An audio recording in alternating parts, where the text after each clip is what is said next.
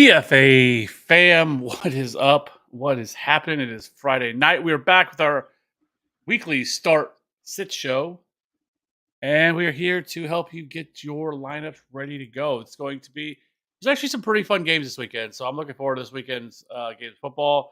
Obviously, we had the really gross game last night that just turned into an injury fest. Lost two players for the rest of the season, two significant fantasy players for the rest of the season.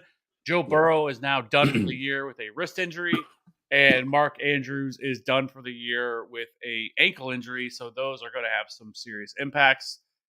I guess at least not there's a silver lining to it, but at least if it happened to you, at least if your trade deadline's like Saturday, at least maybe you have some time to maybe make a move or something like that to be able to kind of course correct on that. But it's just a shame to see both those guys go down.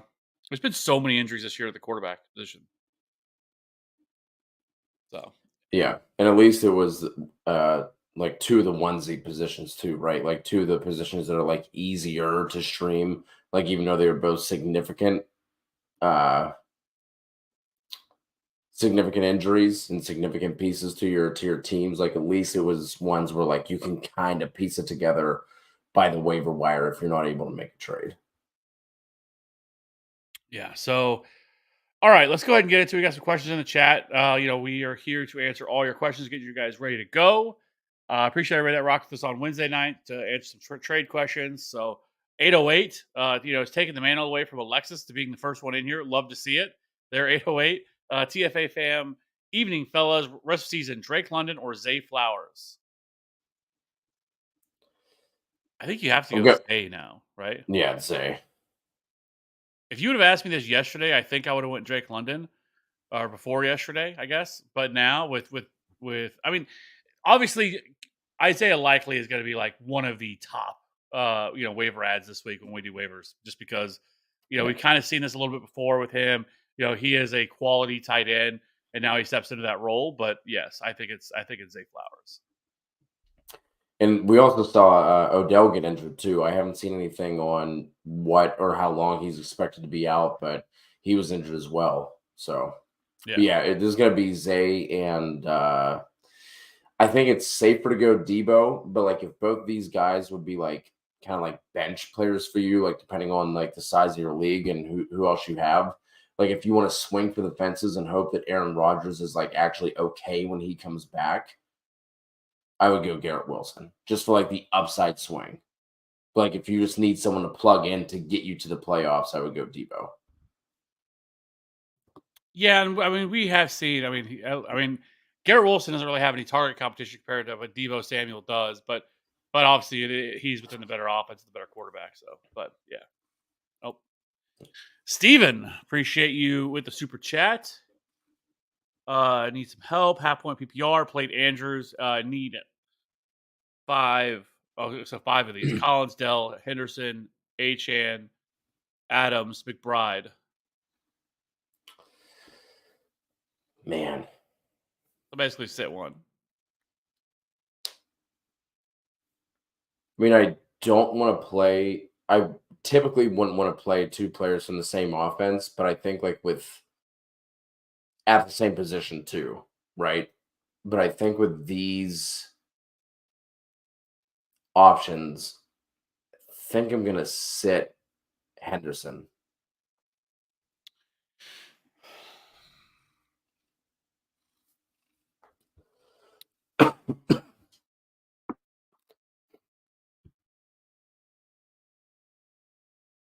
To me, it's between Nico and Henderson. I'm Tank Dell is a just fantastic play.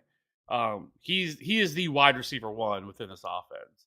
When they've both been on the field, they've both been healthy. Tank Dell leads the team with a 24% target share, so he is the number one within this offense. So I'm not sitting Tank Dell. When it comes to Darrell Henderson, it's tough because it is a supremely good matchup against Seattle. They have been really bad against running backs this year, but especially lately, Seattle has. But it is a 50-50 split as well right now between him and Royce Freeman. And so it's kind of tough to project. So I do think maybe Henderson is probably the smarter move, although I'm not in love with Nico Collins with his matchup here. I know it's Arizona, but Arizona plays a heavy set of man coverage, and Nico has not been as good. It's been Tank Dell and Dalton Schultz have kind of been the two guys, so it's tougher for me. But I'm going to, but I'm going to sit Daryl Henderson. I think with Noah Brown being out as well, like that helps Collins in this situation. Yeah, I mean Robert Woods is back, but yeah. So okay, yeah, I'm going that because there's no with the other options. I'm not sitting Devon Achan. I'm not sitting Devontae Adams, and I'm damn sure not sitting Trey McBride. I'd love to take Trey McBride this week. He is at a phenomenal spot. Yeah, appreciate you, Steven. Yeah, appreciate that, and good luck this week. But you're in a good spot. I mean, I love a lot of almost every one of the players you have here, so I think you're in a really good spot. Michael, happy Friday to you, buddy. Should I trade away Garrett Wilson and Zay Flowers for Devontae Adams and McLaurin? Yes. Yeah, I would do that. And then QB, 2 wide receivers, 2 running backs, tight end, and a flex. Hurts, Tua, Stroud, DK, Puka, Dell, Godwin, Achan, Connor, Javante, Ford, Kelsey, and Laporta. No one in this league makes any trades. So here I'm going to go. Man, let's lock in. Let's lock in Tank. Well, first Hurts. I'm going to go Hurts. I'm going to lock in Tank.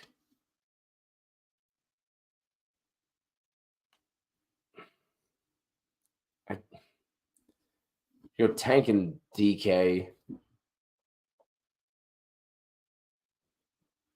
And then I'll go Achan.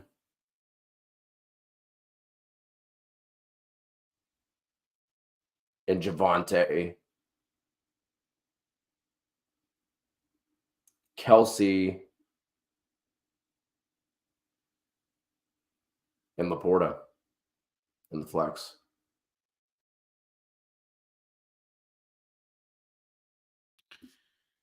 So for me, it's Achan.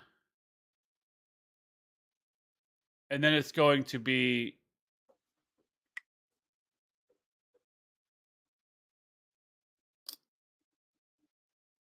oh man, that's tough.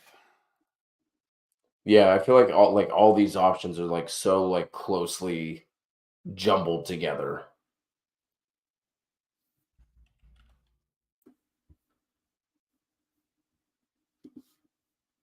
So I'm going to go Javante and Achan, and then I'm going to go with at wide receiver. I'm locking in Tank for sure.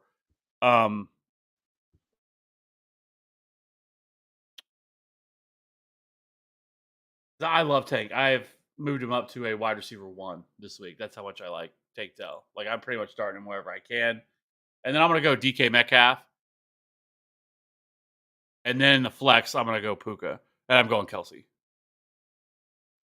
So we're the same except for the flex. What quarterback are you starting? I'm going to go Hurts.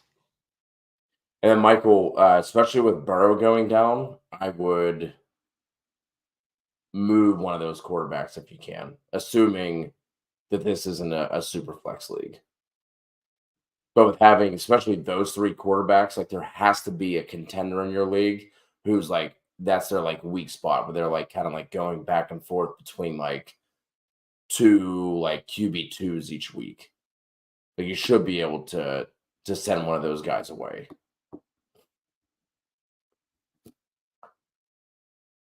Walito with the super chat. Appreciate you, sir. Walito. AJ Dillon, Rondell Moore, Latavius Murray, Royce Freeman, Wandell Robinson, or Robert Woods need a flex with JT and Kamara on bye and Higgins out.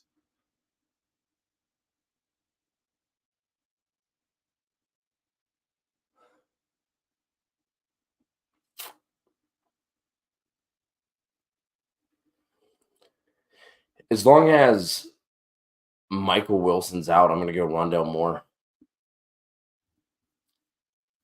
If Michael Wilson plays,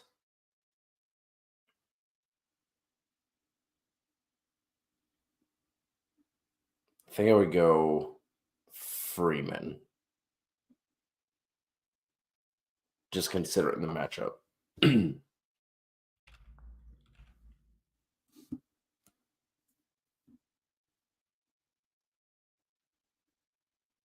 But if Michael Wilson sits, I'm going Rondell.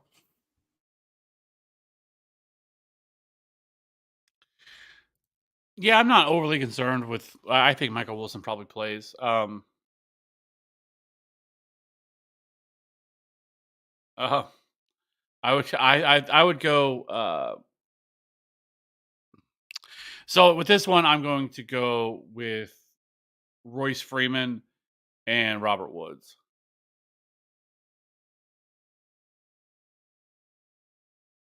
Oh, just a flex. You just need one. Yeah, So just yeah, one. okay. Sorry, I'm gonna go Royce Freeman. There, Walito. Thanks, buddy. Yeah, we better see you next week for the Thanksgiving Day slate because it's going to be all hands on deck. All hands on deck. Ryan's back for the first time in forever, and maybe even Cody will jump in. Just jump in with with the fun. He's taking down a slate this year. You're officially part of the club. Free entry.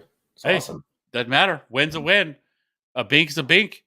Alexis already over halfway of the season, flying through. I lost Andrew. Should I trade Hurts, third round keeper, for Allen and Pitts? Is Pitts usable in the playoffs, or should I go with someone better?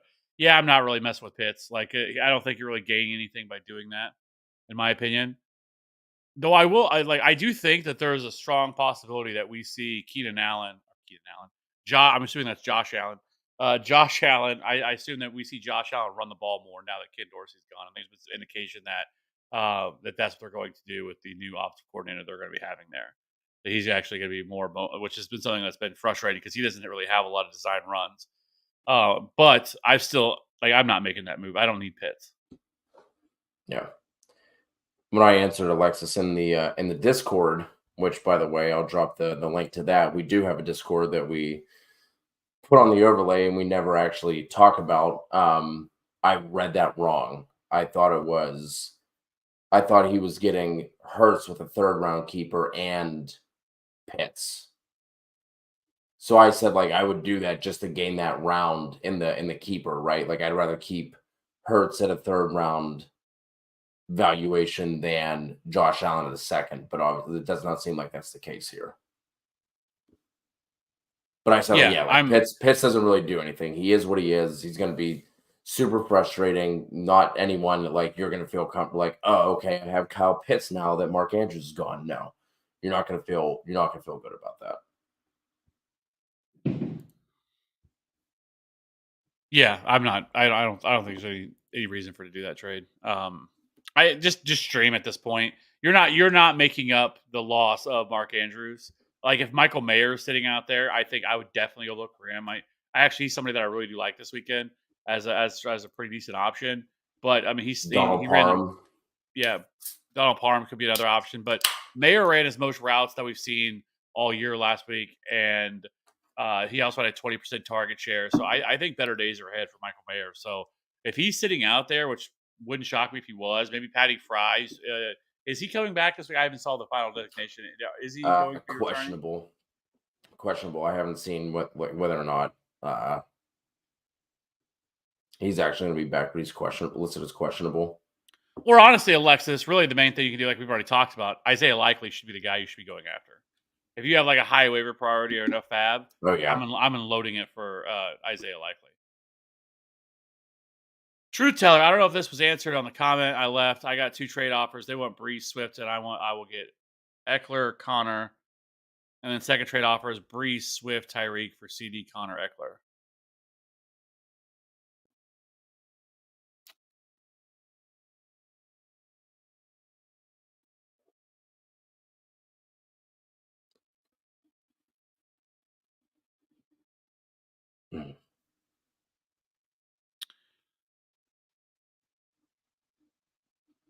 I mean, if I do this, I don't. There's no reason to include Tyreek into this. It just seems like you're adding something to add something, and you're losing the I know CeeDee Lamb has been nuclear the last couple of weeks, but I don't expect that to continue.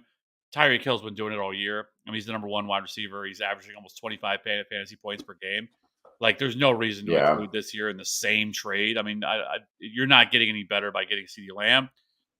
If you want to do Eckler and Connor for Brees Hall and Swift, I would do that. yeah, because I would take the Eckler side. yes. And then a pro tip would be I would go add Michael Carter too if I was going to be acquiring James Conner, just in the event that something were to happen to James Conner again with them picking up Michael Carter. But yes, I'm making that move. Eckler is just I think he scored 3 straight weeks of 20 plus fantasy points. So yeah. Monty or Achan? I'm gonna go Achan on this one. Yep. Appreciate you joining. Will Brandon had Chase Burrow stack on Murray's backup 6-4. Feel like I'm screwed. I mean, obviously you're taking a hit with Chase in that stack, right? But the fact you have Murray sitting there, like that's about as good of a fallback option as you could hope for. So, I mean, the hope here is that you didn't go hero wide receiver and go heavy on RB, right? Like where you took Chase in the first and like waited and just like loaded up on excuse me, on running back in between there. But you might be able to survive with Murray. Obviously, it just depends on what the rest of your team looks like. 808. Speaking of Chase, do you think it's worth trading for Chase or has his value decreased too much?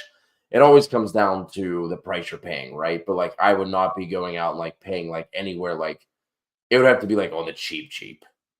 Like I think Browning like actually looked like okay. Like I think he looked like serviceable. Like he didn't look like frantic. He didn't look like a deer in the headlights. But it's still a massive drop. You know what I mean? Like we saw him spread the ball around too. So it always depends on the price, but I would not be giving up. Like if you could like package like bench players to go get Chase, but I don't think I would. I would trade any of my starters to go get Chase. Excuse me. Yeah, it is. It was super frustrating too because it appears like you have the whole wrist injury or the splint or what it looked to be, but then they said it was an iPad stylus or the glove that he was wearing, all that stuff. Because if he was legitimately hurt, like or had any issues going into that game, I get it was kind of a must-win game for them, but to me, he never should have been playing at all. It's just I don't know what they were doing, but um, it definitely hurts his value. Like there's no denying that. There's no positive to this of them losing Joe Burrow. They're not making it up. Or making that ground up that's going to be lost with that. So yes, it definitely hurts. I don't think you need to be going out and trading for him. Yeah. But if you also roster him, you're probably holding on to him too, because like you're probably not going to get much value for him. 8-team, 6-point PPR, starting Amon-Ra and Nico Collins, my wide receivers, sitting Deontay, Gabe Davis, and Quentin Johnson. Would you make any changes? Nope.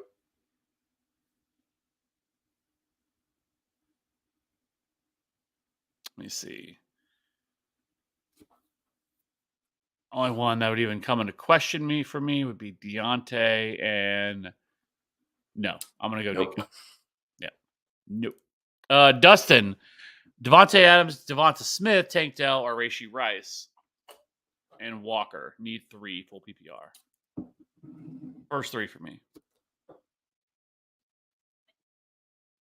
Yeah. Yep.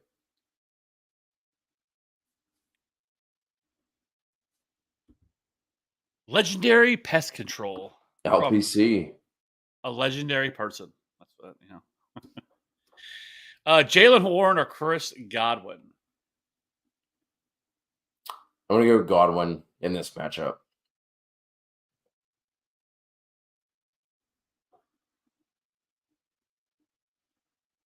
Yeah, I'm gonna go Godwin.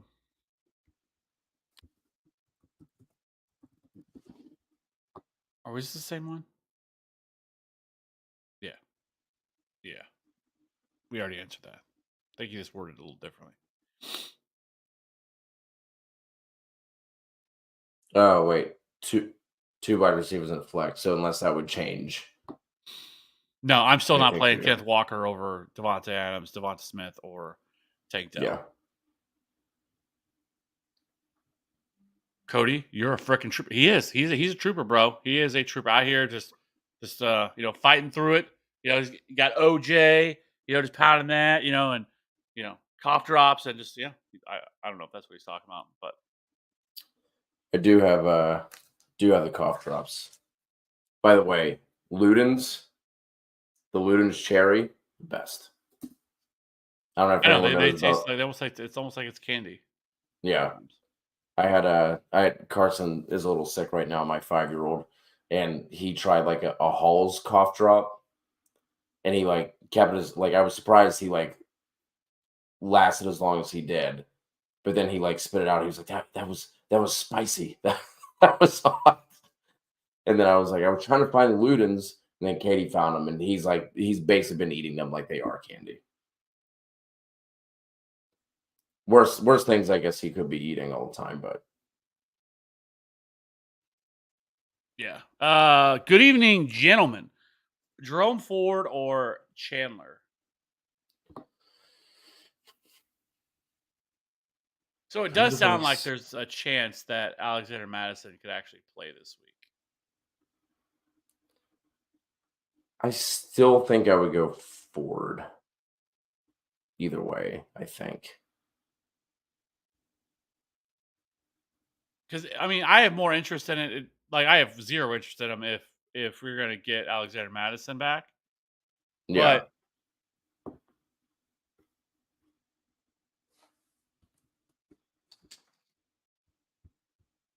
I think if just based purely off matchup, if Alexander misses, I'm gonna go Ty Chandler. If he plays, then obviously just go to Jerome Ford. Which we should know before. And I doubt he's going to be a game because I think he has to be clear concussion protocol by Sunday. But the other frustrating thing is too, because I believe KJ Osborne cleared protocol last week. He actually cleared it, and they still held him out. So I think it's possible they could do that with Alexander Madison just to be on the safe side. But we'll see on that. But yes, I think that's the way that I would lead. Yeah. And also Metcalf or Thielen.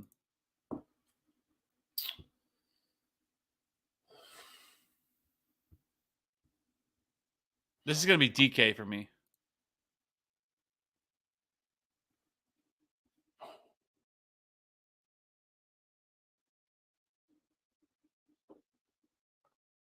Yeah, I'll go DK. Tater Toddy. Hootie hoo. Brandon got offered. I don't think it's how you're supposed to say it. I think you're supposed to yell it, Kev. It's in all caps for a reason. Oh. I would do it, but I physically cannot. Hootie hoo! That's the call for the Killers. Yeah. Brandon got offered Adams for Garrett Wilson, 2-man keeper league. No. If it's a keeper league, no, I want Garrett Wilson. Yeah, I want Wilson in a keeper. Yeah. Hoosier, do you guys like Goff or Murray better on Sunday?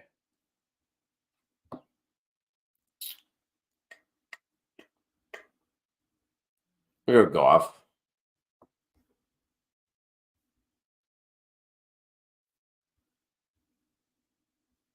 Lions have an almost 28 point team total projected implied team total. My God, if I can get the verbiage correct, 27.75 implied team total. Cardinals are 21. Obviously, Murray has the rushing upside that Goff does not. But I would lean Goff at home against Chicago. It's really close.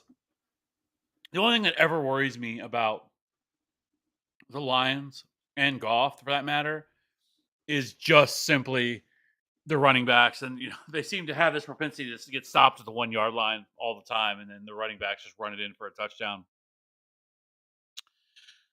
So I just slightly lean towards Kyler Murray. His rushing upside, I think, makes him a safer option too. So, what to do with Chase this week? They're put it in reverse. I mean, you hold. I But mean, that's all you can do. Like, it's yeah, frustrating with him. I get it, but like, you can try to float him out there. I mean, you don't have to take any offers, but if you could move him, sure. But I just don't think it's going to happen. Like, I don't think everyone's going to know that Joe Burrow's out, and everyone's like, no, I want no part of him, and his value just tanks. Puka or Dell this week? this is gonna be Dell for me.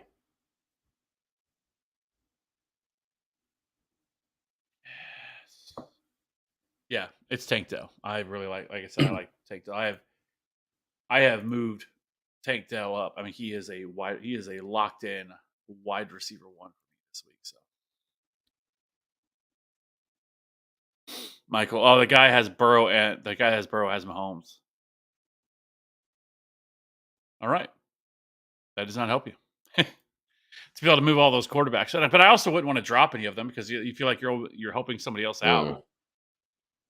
Yeah, but still, there should still be someone else. Like maybe not the Burrow owner. I mean, maybe this is like a shallow league. Then it seems like if someone has Mahomes and Burrow, and then you have all three of those. But I don't know. I would still think that there's someone who could use one of the three that you have, and I'd be fine trading any of them. Yeah. Njoku versus Pitts or Musgrave against the Chargers. This is gonna be Musgrave. I mean, I know Njoku has played his best when there's been a backup in, but that was mostly at the hands of PJ Walker and not DTR. So I would just lean Musgrave here, especially because the Chargers, you can't really run on them. Green Bay's rushing offense has been hashtag bad for the majority of the season. So I would lean Musgrave. Is this even a start sit? Because Falcons are on bye this week. I don't know. No, in joke versus Pittsburgh. Oh, it threw me off with the Pitts. I was thinking Kyle Pitts. I get it. I get it now. What an idiot. God, Kevin. Yeah. So I'm gonna go Njoku.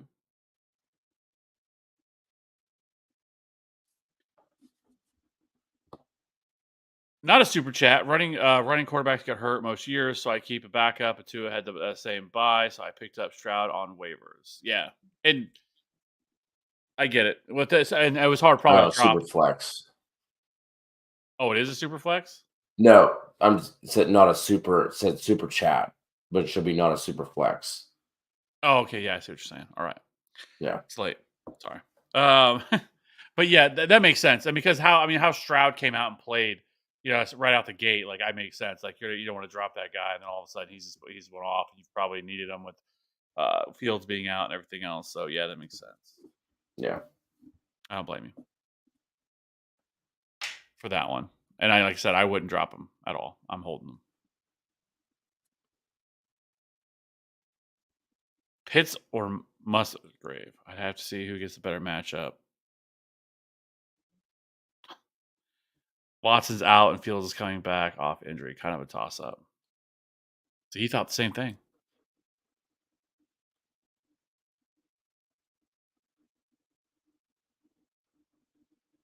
Yeah. Musgrave. Devonta Adams or Christian Kirk? Oh God. This is Devonta Adams for me.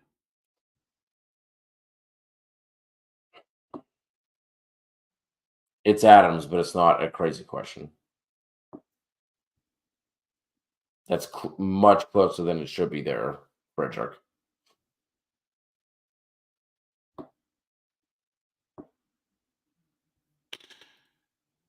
TH, would you trade Ramondre and Tank Dell for Kyron? No. No.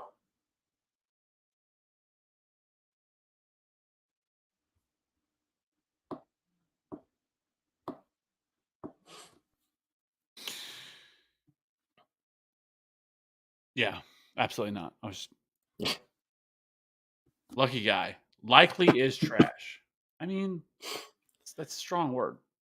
We have to remember something here when it comes to the tight end position. You're not The tight end position is trash. yes, as a whole. So you already have a very low bar for what's good and what's not, right? And there's not a lot of tight ends sitting out there that you're just going to be able to just run out and pick up, right? There's some guys that I think you can stream depending on matchups and stuff like that. But Isaiah Likely role. He's going to step in. He's more of a wide receiver than he is a tight end, right? And so I don't Not mind only that, adding. but there's also few tight ends that you're going to be going out there and getting that like one you can just pick and like don't have to worry about for the rest of the year, right? With Mark Andrews out, you can just plug in Isaiah Likely, not have to worry about it. We have seen him pop off. He's had like two decent games. He's had one really good game, I think one decent game, and like two turd games from what I can, if I'm remembering correctly off the top of my head. But like you said, Kev, like the tight end position is trash. And there are very few that you're going to be able to pick up off of waivers and just like leave in your lineup and not have to worry about. Absolutely. So, you know, oh, Tron with the super chat. Appreciation for this YouTube channel. Subscribe and share. Appreciate you very much. I do appreciate all of you for rocking with us. We wouldn't be able to do this without you, or we'd just be out here talking into a void, which I've been there. Like we used to. Yeah, as I say, back a few years ago, whenever, we first started doing all this, it was talking into a void. You'd have like one person pop up, and I'm like, oh, it's probably my mom or something like that. That's or something like Oh, you know. it's just Walito. It was Walito for a really long time. Walito's been around since the beginning. So, but now these are amazing. So these shows are always my favorite of the week, every single week. The For ones that I sure. look forward to. Appreciate you, Tron. And yes, please do subscribe and share if you have yet to do so. Yeah. Uncle Ted, Michael Wilson reminds me a lot of the Tank Dell Downs mold. Oh, Josh Downs. I think Michael Wilson's a little bit bigger, isn't he? Yes. Michael Wilson is. I'm trying to think. I mean, he's at least over 6 foot.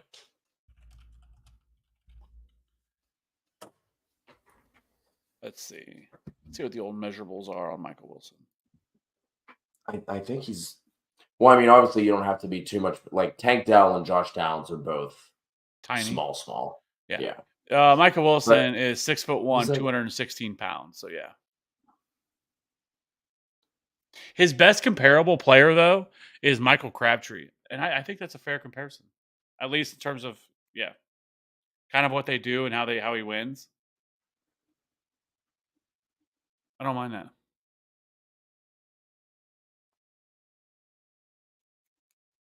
Oh, a little IDP question here from our man Tam. Oh. Hey, Cody, because of buys, need a DB2 waiver. Please pick Snead or Reed. My CB1 is Curl. The thing that makes it really difficult with IDP leagues is there's no standard, right? Like you can't just say like, oh, it's a PPR league. It's a this, it's a that. Like IDP leagues they're so varied across the board. Without knowing your scoring system, Tam, in a vacuum, I would always tend to go with the safety, right? Like especially someone like L'Jarius Sneed, who's been playing well. Like it's not like he's like a rookie who's just going to like get picked on consistently. You know what I mean? Like whereas like Reed probably, even though he's more of a free safety, I believe, he might not have as many opportunities at getting tackles, but I think he's going to have more, especially going up against Philly with no Dallas Goedert. Now we're going to see Devonta Smith get more involved. I think Reed has a higher chance of like racking up the stats that matter for IDP versus Snead.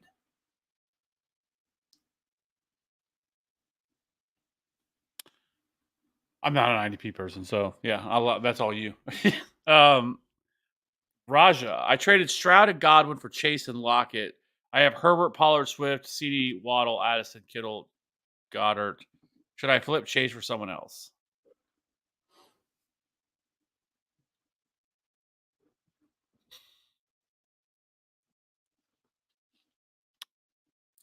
I'm gonna say no, just because I don't know really. Like, you can offer something and see what happens, but I don't think you're gonna find anything. I think you're gonna be sadly mistaken of what you're gonna find for him, or what people are willing to give up for Jamar Chase.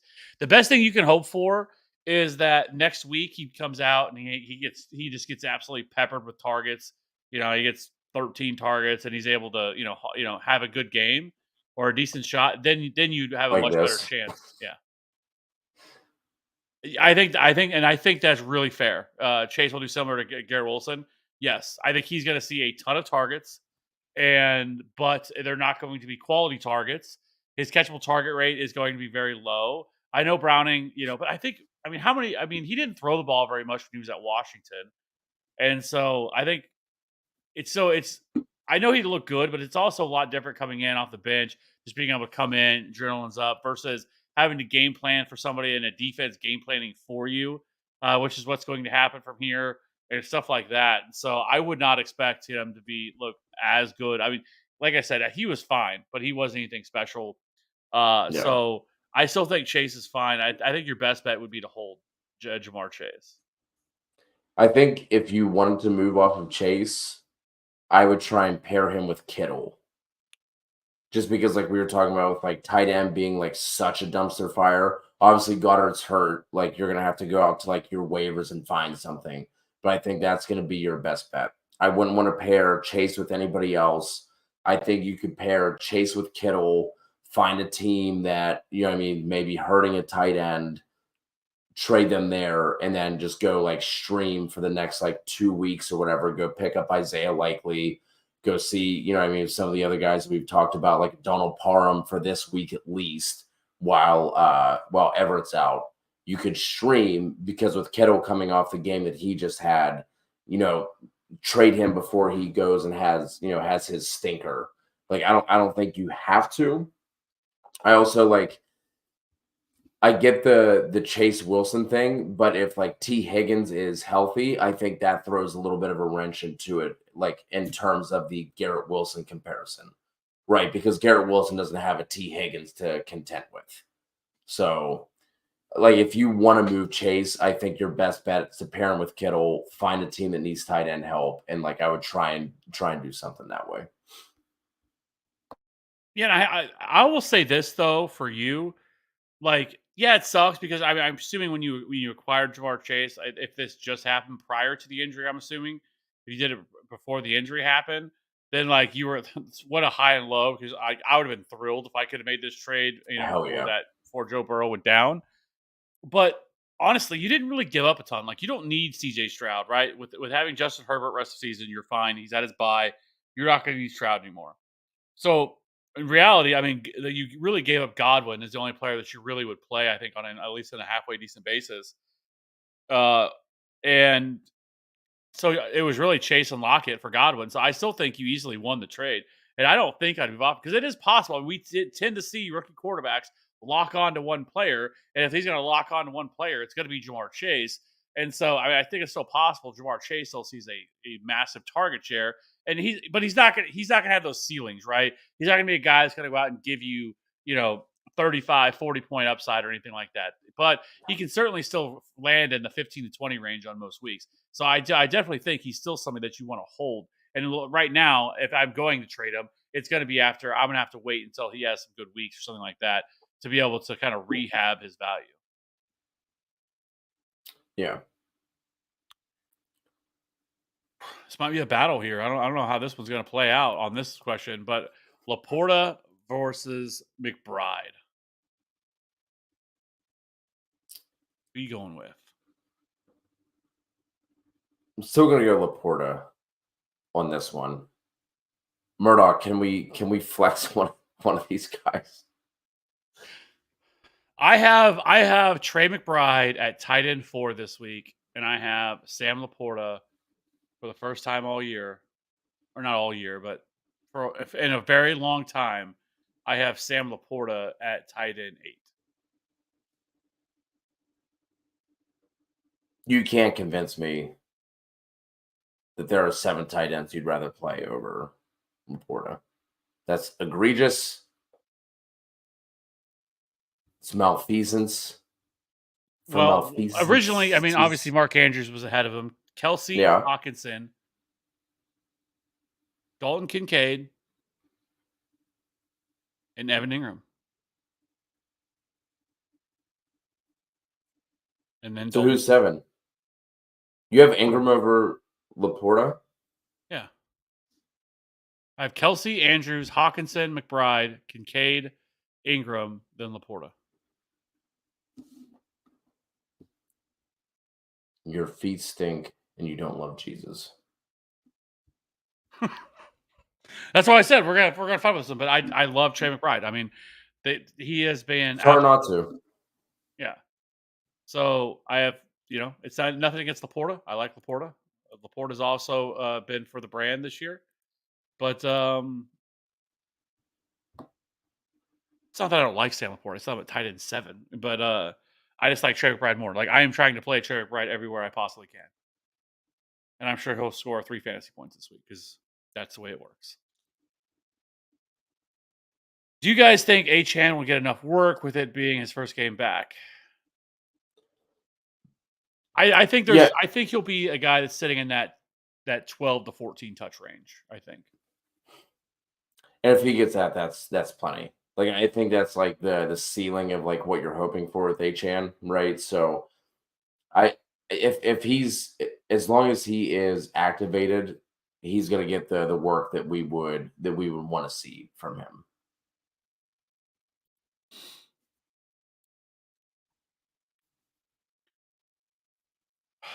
Jeff, should I start Saquon or Singletary? Damian Pierce Is out. out. Yeah. I'm still gonna go. I'm gonna go Saquon here. Like I get it, but if Singletary were coming off the game that he had 2 weeks ago versus last week, like I don't really think we'd be questioning it, right?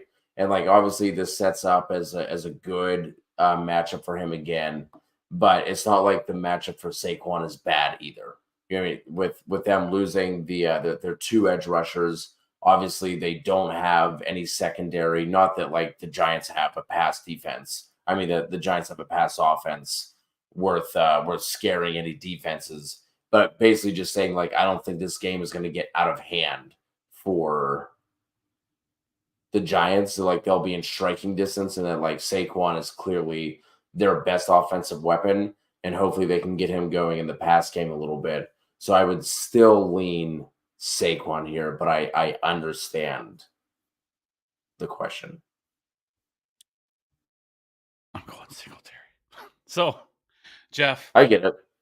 I'm going to go Singletary. We saw him last week get a massive workload without Damian Pierce, and so I just prefer.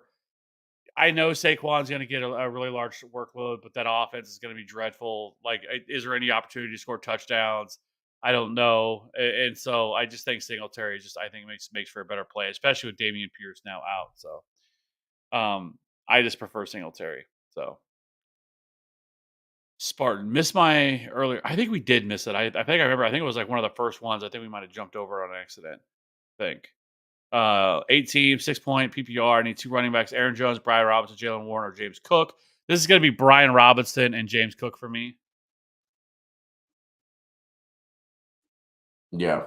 especially with Antonio Gibson now being listed as doubtful. But I am curious how that's going to play because think about it, like Chris Rodriguez is not a pass catching running back at all. Like that's not really his strong suit.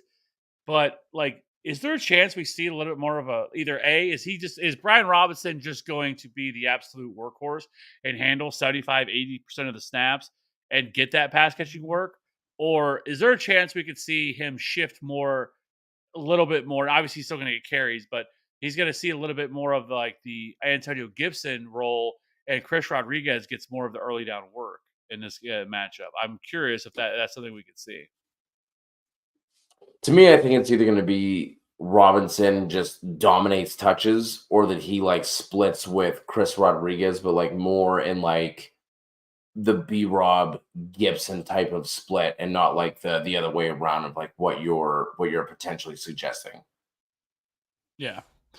Either way, I'm still going to go Brian Robinson and Yeah. James Cook. Also, would you flex Dalton Kincaid? I have an open flex. I'm starting Sam Laporta as my tight end. If these are the options that we're working with, if it comes down to like one of these running backs or Kincaid and Laporta, I would start the two tight ends.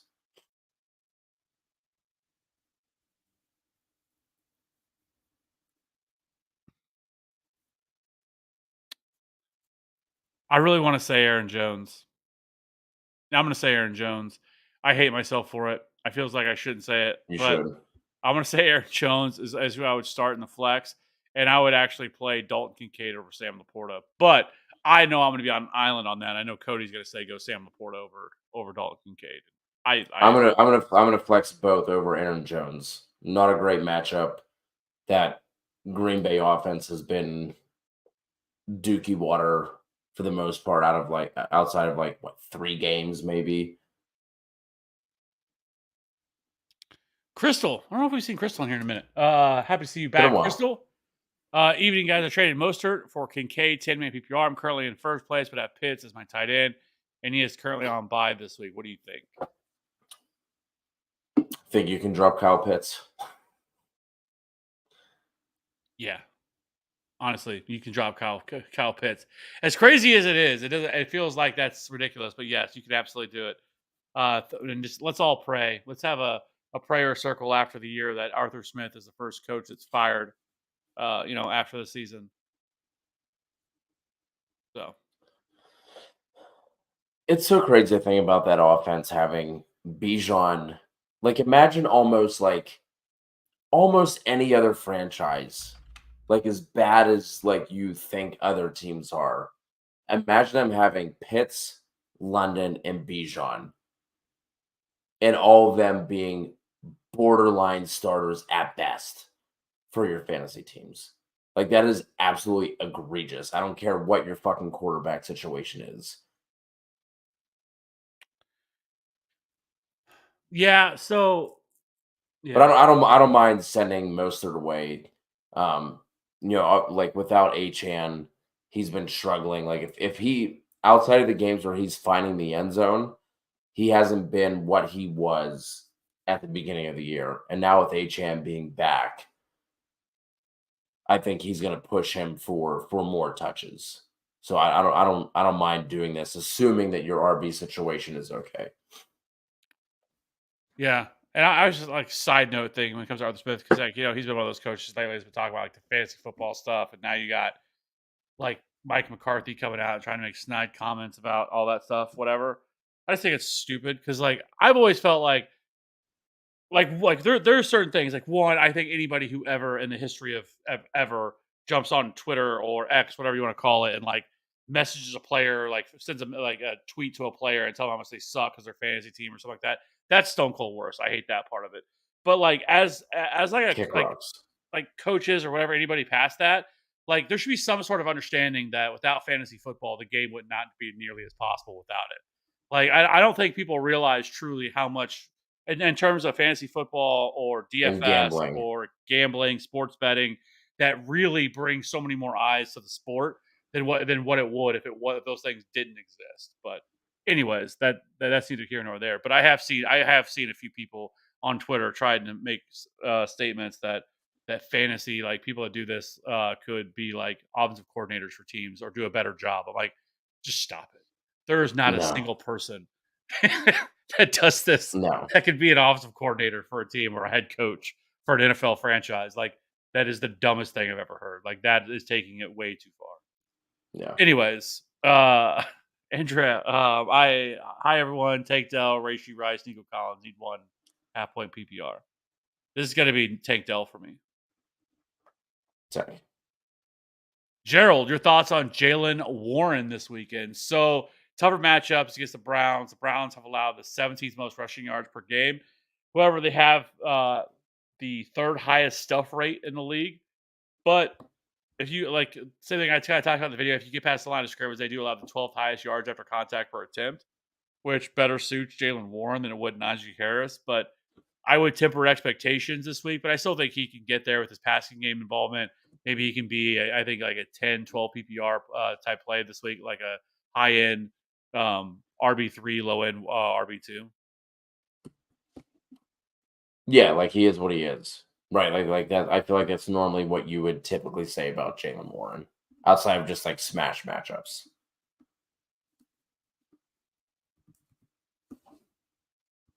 Rest of season pick 2, Hollywood, Waddle, Dell, Deontay, Sutton. Oh, man. Ooh, Julian. That's tough because I really like Waddle, or not Waddle, but Dell here, and I like Hollywood, but you can't leave out Waddle. I mean, rest of season. Man, So I'm going to go Waddle and Dell, but it's really close.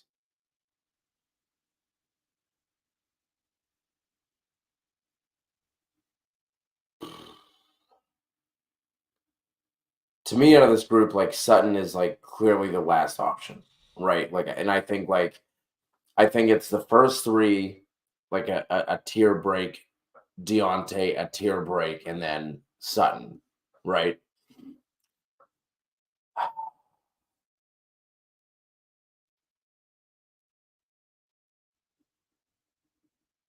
I'm with Kev. I'm gonna go Waddle and Dell, but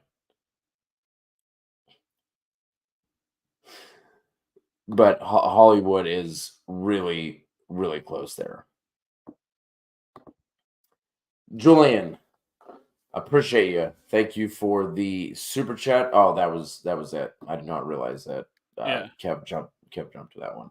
You didn't say anything about the super chat, Kev. Dick. What an asshole. You are.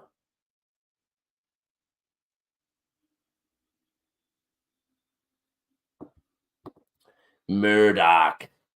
Hurts or Kyler? This is gonna be Hurts for me. Yeah. Yeah. Addison or Scary Terry for Enrique. I feel like we haven't seen Enrique here for a while. Good to see you back. And this is gonna be Terry. Especially assuming that Justin Jefferson is back. Have we gotten any sort of lean on that one way or the other?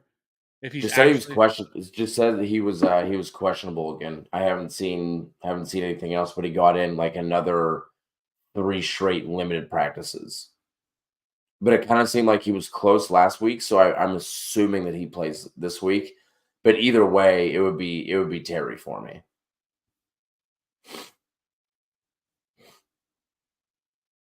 I feel like if Justin Jefferson misses, I think because I don't even know how much they have to throw the ball. I know the Cowboys, threw all over the Giants last week, but I don't know if they take that same sort of strategy here with Sam Howell at quarterback doing that.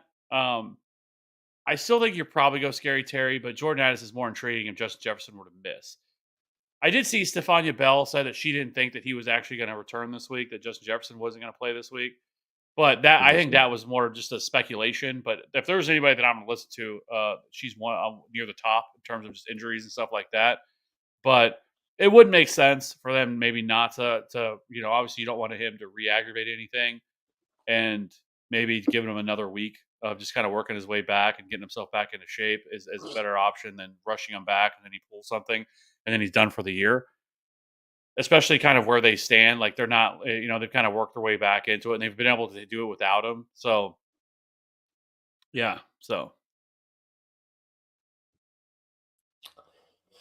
Adrian needs one here from Pacheco, Javante, Connor, and Ty Chandler in a PPR.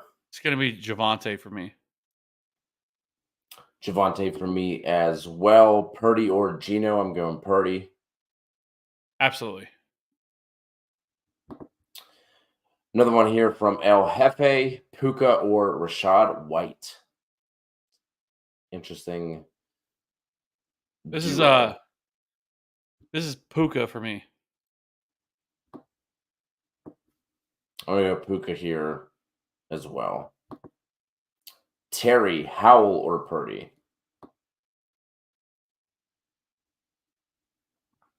I think this is still. This is Purdy for me. I'm gonna go Hal. Just have to be different, don't you? If you want to go Purdy, I don't mind it at all. It's very close between the two of them. Everyone's wearing Nikes out here, and Kev just has to go get the Adidas. Just can't be with the crowd. Enrique, CMC traded for CMC and Monroe Scary Terry, gave away AJ Brown and Raheem Mostert. Did I win? That is a win for me. Yes. CMC and Monroe. That's not even just a win, Enrique. That is a slam dunk. Because I mean, Amon-Ra and to AJ Brown is very close, right? You can make arguments on both sides for those guys.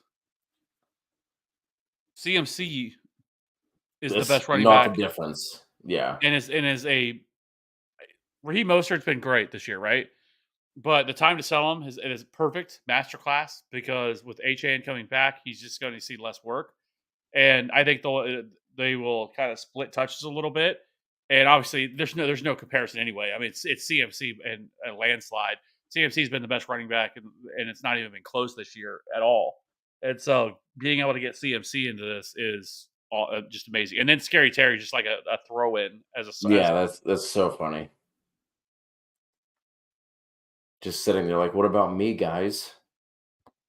Yeah, like I wouldn't have obviously you got to get into the trade, but if somebody were to offer me and I had CMC and Amon-Ra, or if I had AJ Brown and Raheem or Mostert, there's no way I'm even making that trade if I had CMC and Amon-Ra St. Brown.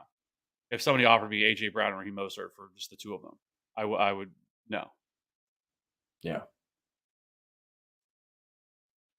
Well done. Another one from Gerald Kyler. Rest of the season. Your thoughts? I was very encouraged by what I saw from Kyler in his first game back. Like, obviously, he's still lacking some weapons, which kind of seems like it's been like the story of his career outside of when he had Marquise and D-Hop for that short amount of time. But the fact that he was running as much as he did in his first game back from an ACL, I thought was very encouraging. So I'm actually trying to go after Kyler in one of my dynasty leagues because I really liked what I saw. Super flex, but still.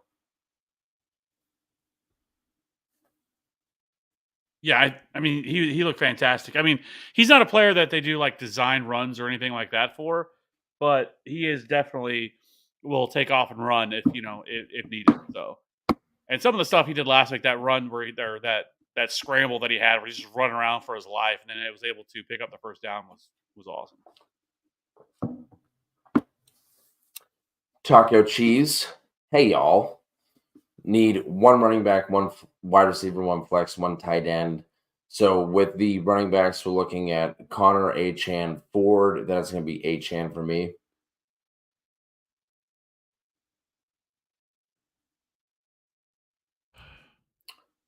So this is going to be Achane at running back. Waddle.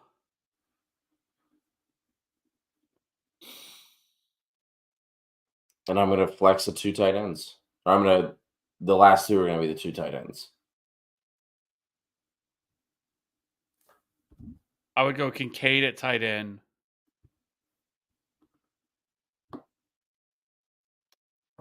And then I would flex Nico Collins. Oh. Such a hater. TB, D-Hop, or Singletary, most upside in a PPR?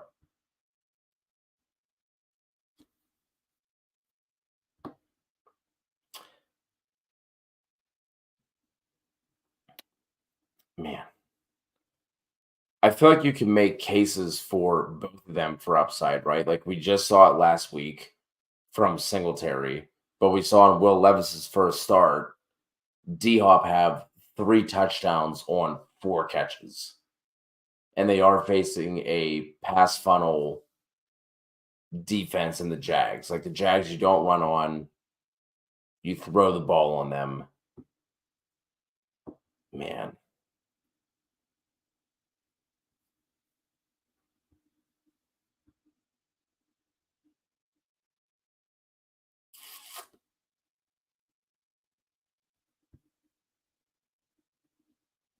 I'm going to go with Singletary here.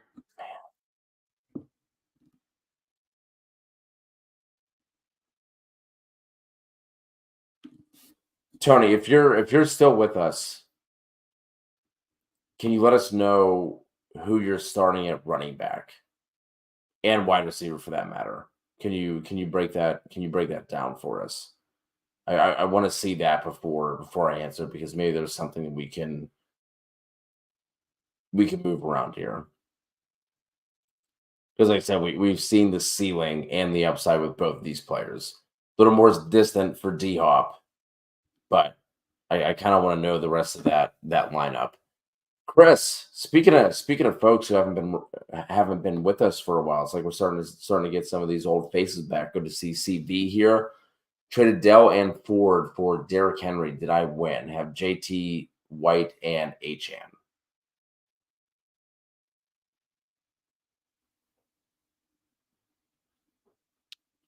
I do like Henry's schedule rest of season.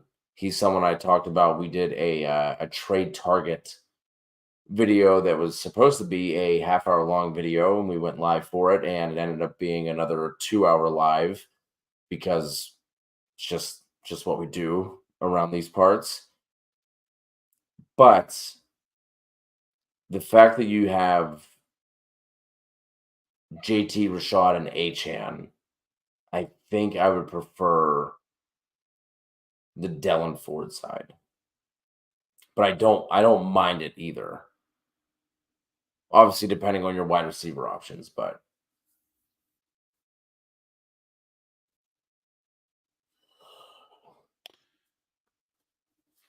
Only thing that always worries me, though, it's going to worry me about Derrick Henry. He does have good schedules, but like I said, like especially fantasy playoffs, whatever you look at, when they have Houston twice in the fantasy playoffs. But what worries me is he has been so game script dependent, and I don't know if you can really think that they're going to have positive game scripts when they're playing the Houston Texans.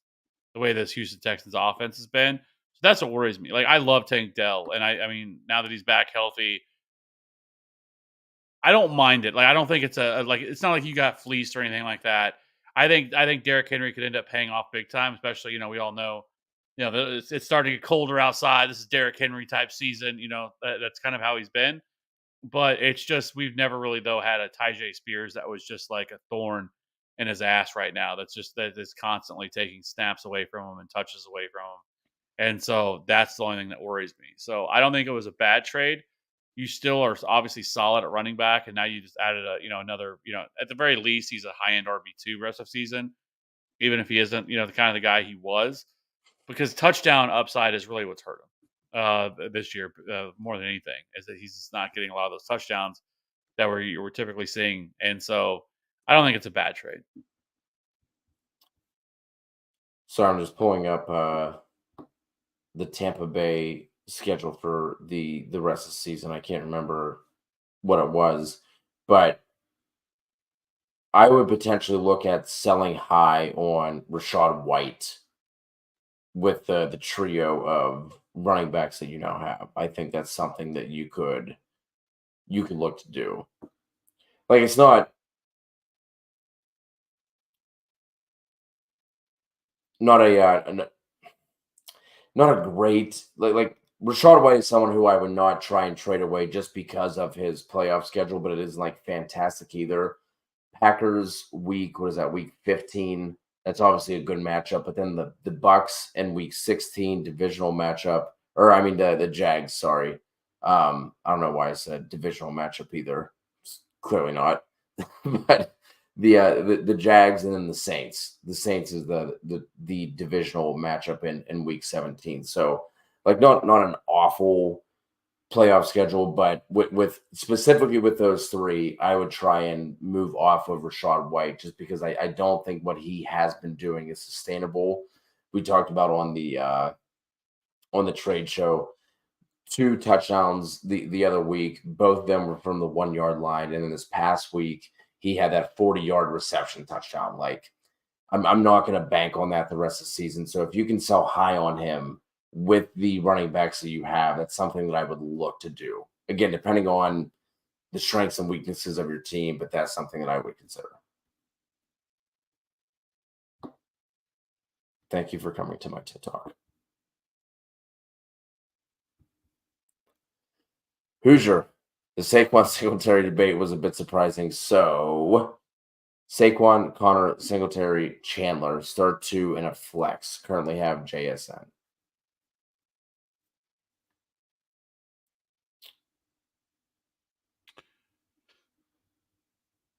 It's going to be Saquon, Singletary, and I think I'd go Connor over JSN. Or,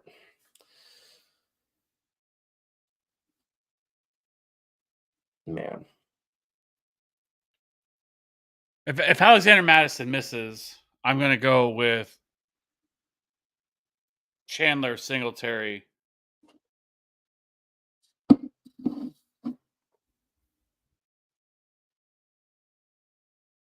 and Saquon.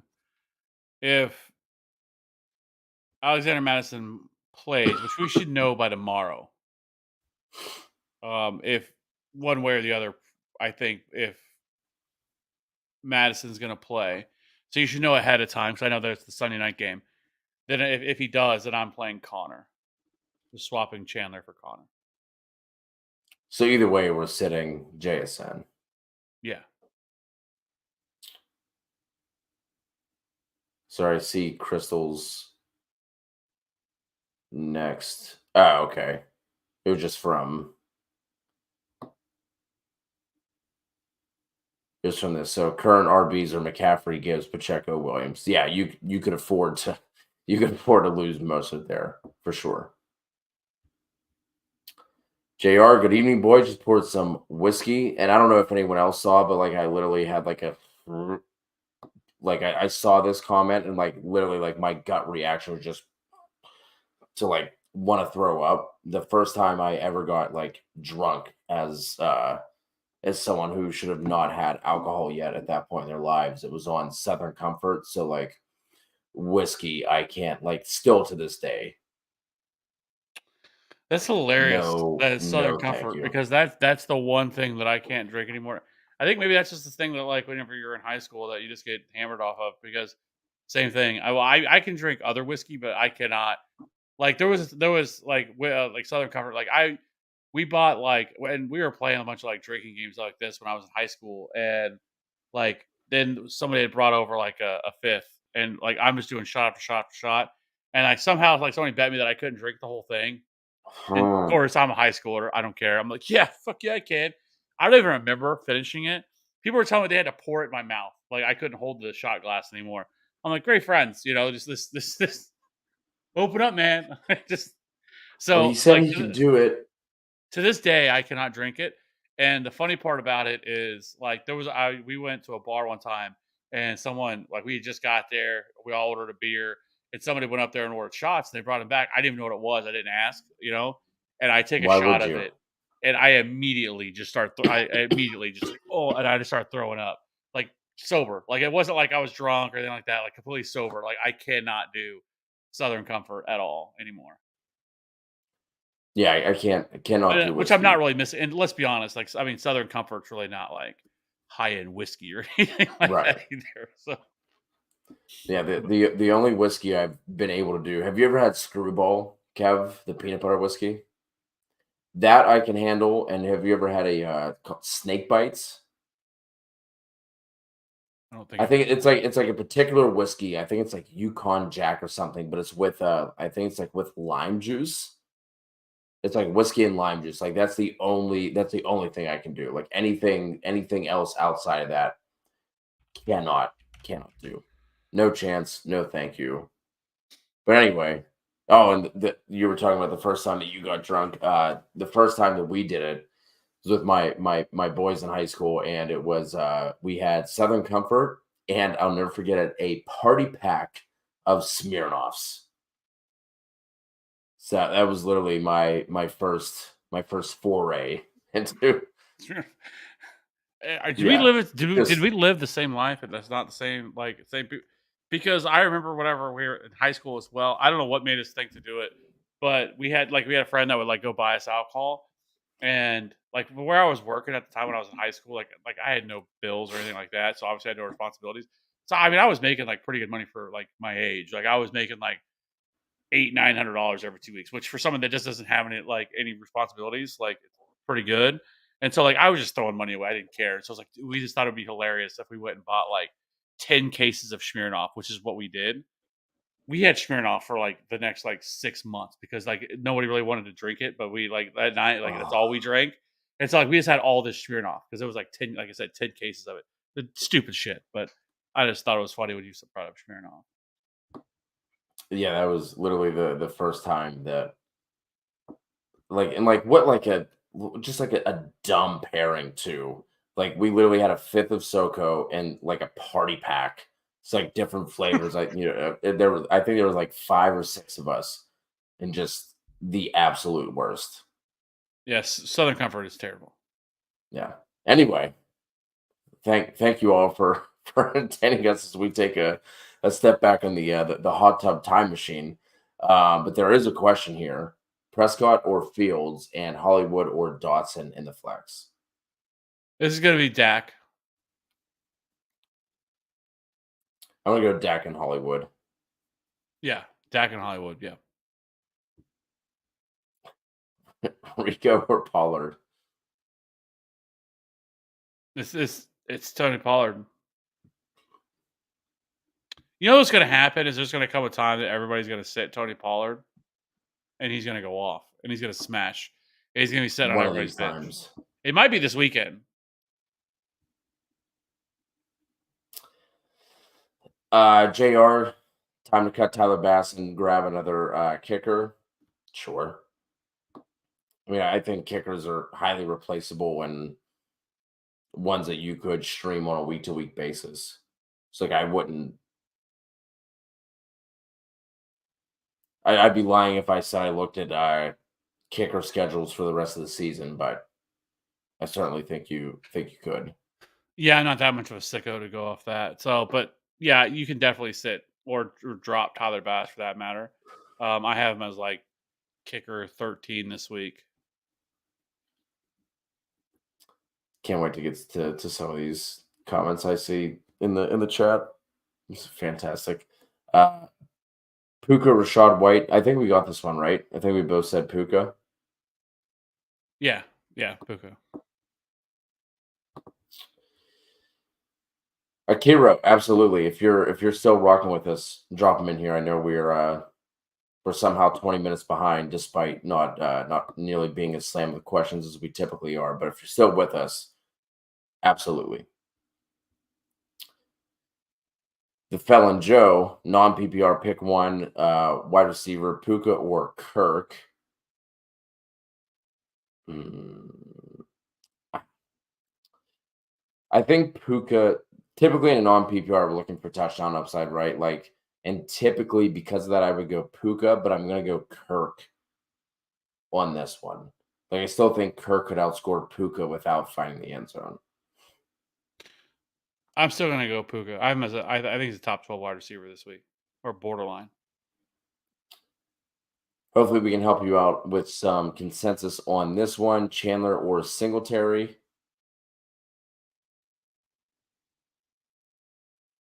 I'm going Singletary.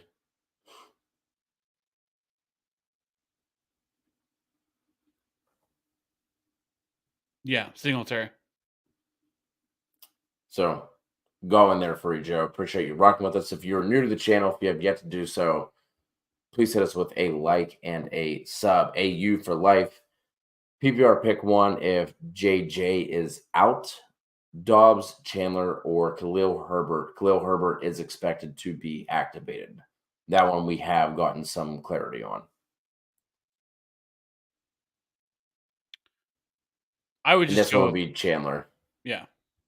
assuming that Madison's out. Yeah. If Madison plays, Kev, who would you go with? Then I would go with Dobbs. Jack, should I trade Dak and DJ Moore for Evans, Metcalf, and Kyron? I have Lamar and Ayuk on the team.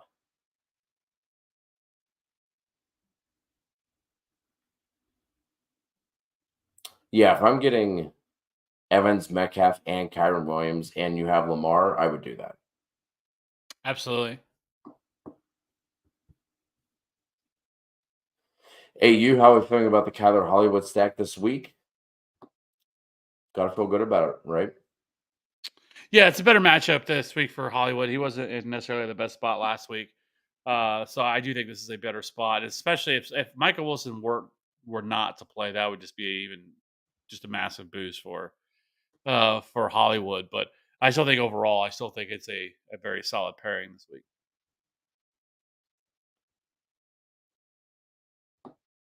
Has Dwayne McBride even been picked up again by the Vikings? I mean, I would take Keeney over Dwayne. I'm guessing he's on their he probably went to their practice squad. So yeah, it would be Keeney Nwangu for me over Dwayne McBride. If you can pick up Keeney for $1 as well. But they once Madison, they also brought Myles Gaskin back too. So, and then obviously once Madison's back, you're dropping anyone not named Chandler anyway.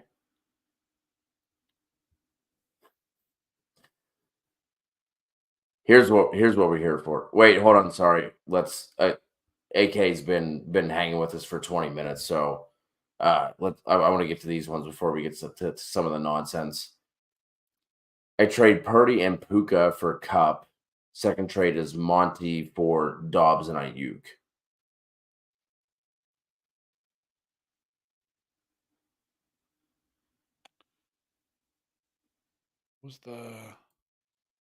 he was just asked if he could ask some questions, right? Yeah, okay. Yeah. Without knowing your team on this one, I don't. And I mean, well, okay, then he obviously has Brock Purdy, right? He says, "I trade Brock Purdy for Cooper." Yeah. AK, are these also? Is this the same team or are these two different teams? Yeah, because if you have Purdy already, though, I don't know. I think I still would probably rather have Dobbs rest of season. Same team. Okay. Okay.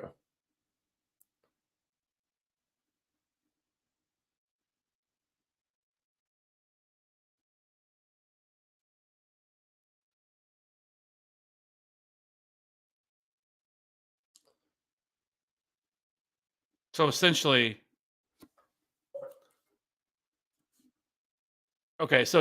he's basically trading Brock Purdy, Puka, and Monty for Cooper Cup, Dobbs, and Ayuk. That's the way I would look at it, right? Wide receiver one right now is Romeo Dobbs, since Jefferson is out.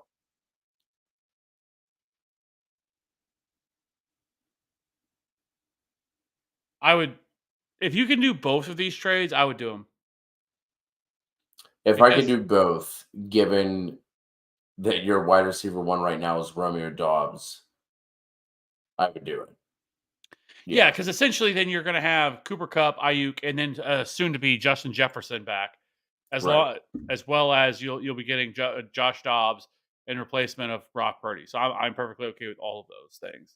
And so assuming that you have the running back depth to not have to worry about Monty.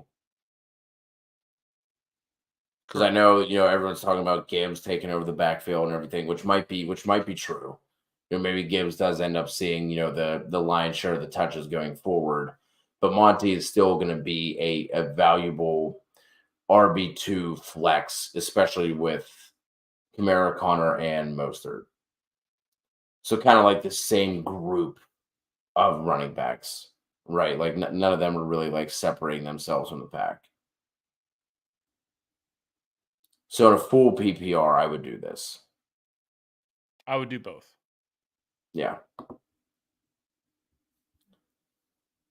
Right Guy McFly. Appreciate the super chat. My guy, Right Guy. Have Kyler tended to trade James Conner for McBride, so Kincaid now have CMC and Achan, Harris, and Chandler. Thoughts on the trade?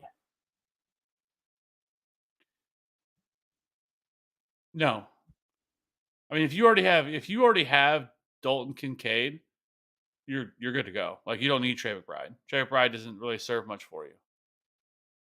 Because both those tight ends are also looking at the potential for the party to come crashing at some point, right? Like Ertz can come back, Knox can come back. So then you're just gonna end up having like two tight ends that like both might not be like as attractive as they are today. It'd be for the week 13 bye, is what they're saying. Certainly not doing that just for a bye week either. Yeah, because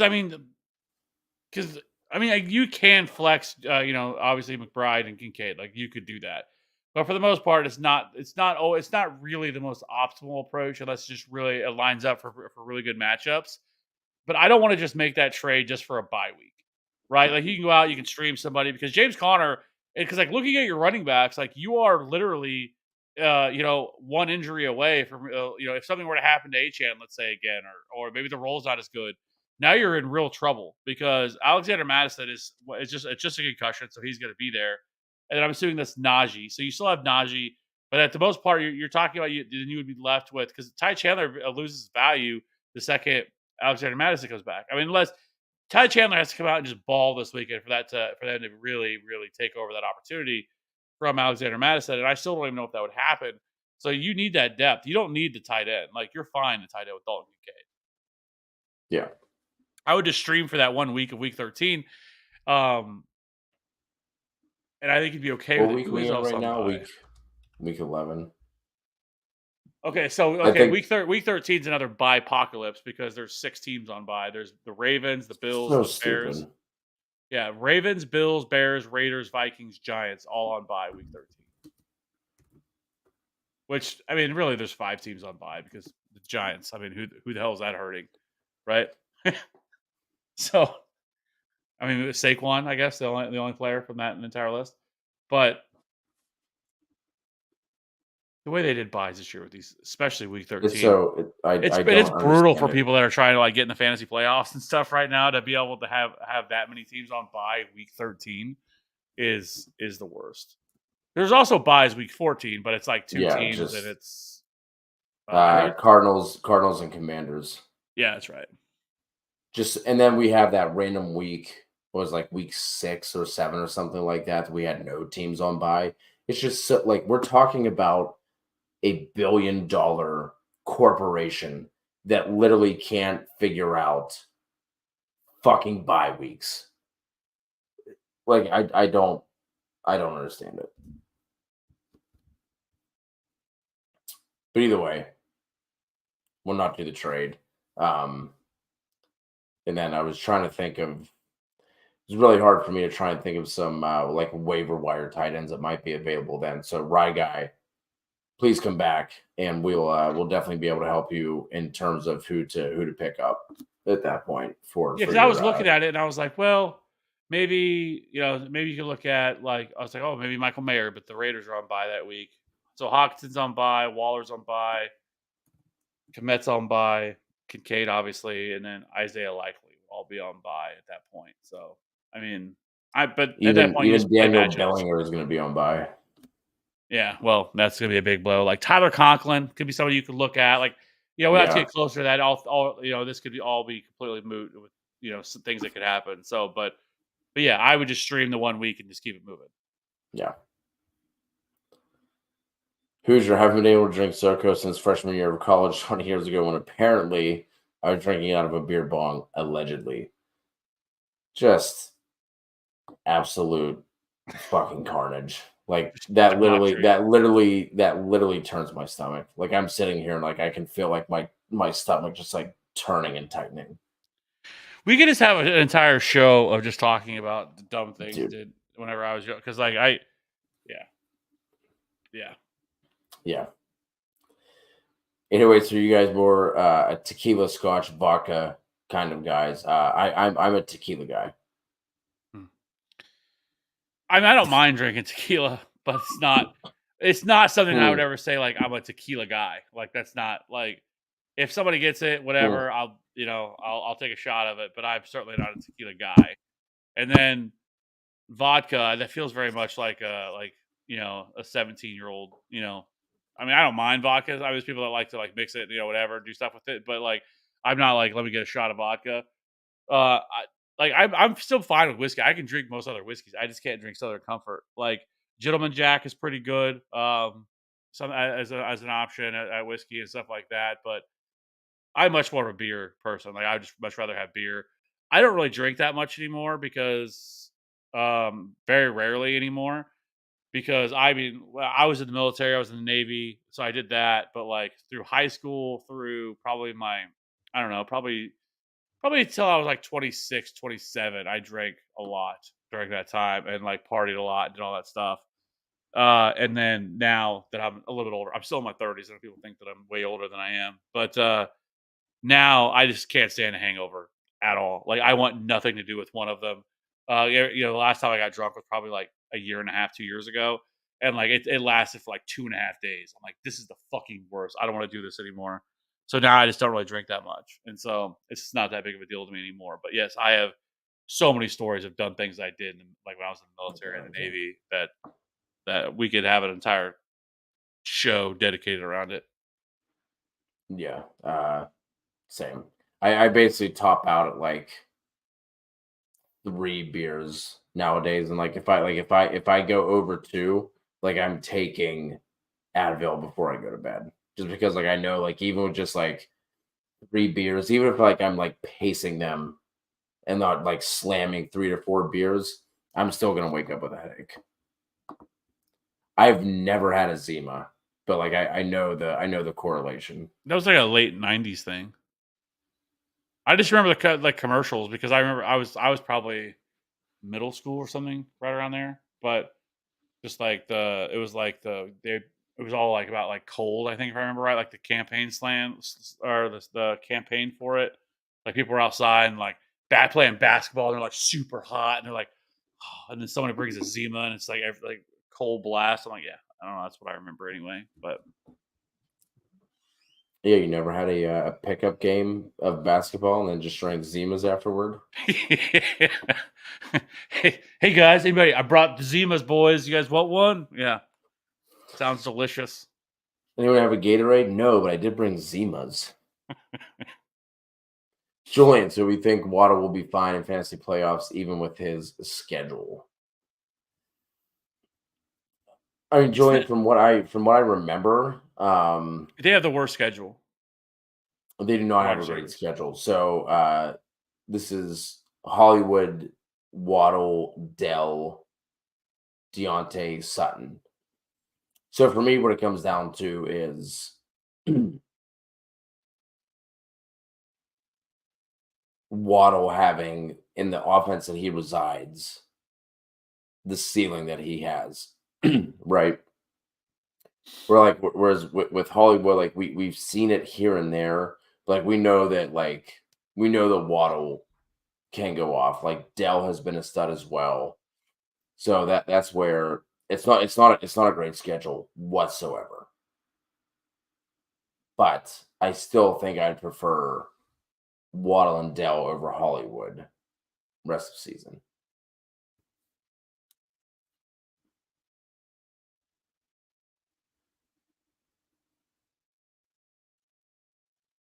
Yeah.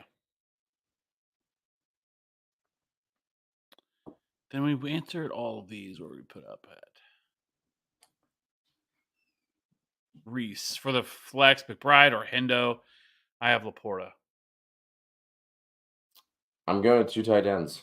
See, I think I would too, but this one worries me a little bit more just because, like I said, Singletary, this matchup is incredible. The Seahawks have been so bad against running backs, but it's going to be a committee. But you feel really solid about McBride seeing a ton of targets, good matchup. So, yeah, I think I'd go 2 tight ends here. Chris, try making a move to my team. Allen, AJ Brown, Keenan Allen, JT, Henry, Waddle, Kincaid, Higgins, White, Achan, Cowboys D, Patty Fry or wait, I guess just on the bench. 12-man league. I don't see anything here like stands out to me as like something like you have to do.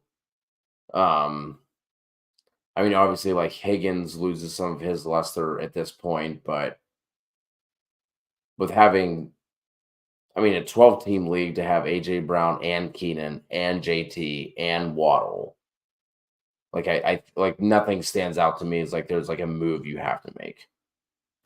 I agree. I think you are in really good shape. Truth, please. Wonder if you're related to the truth teller. Sit 1.5 PPR, Connor, Achan, Javante, or B Rob. It's gonna be Connor for me.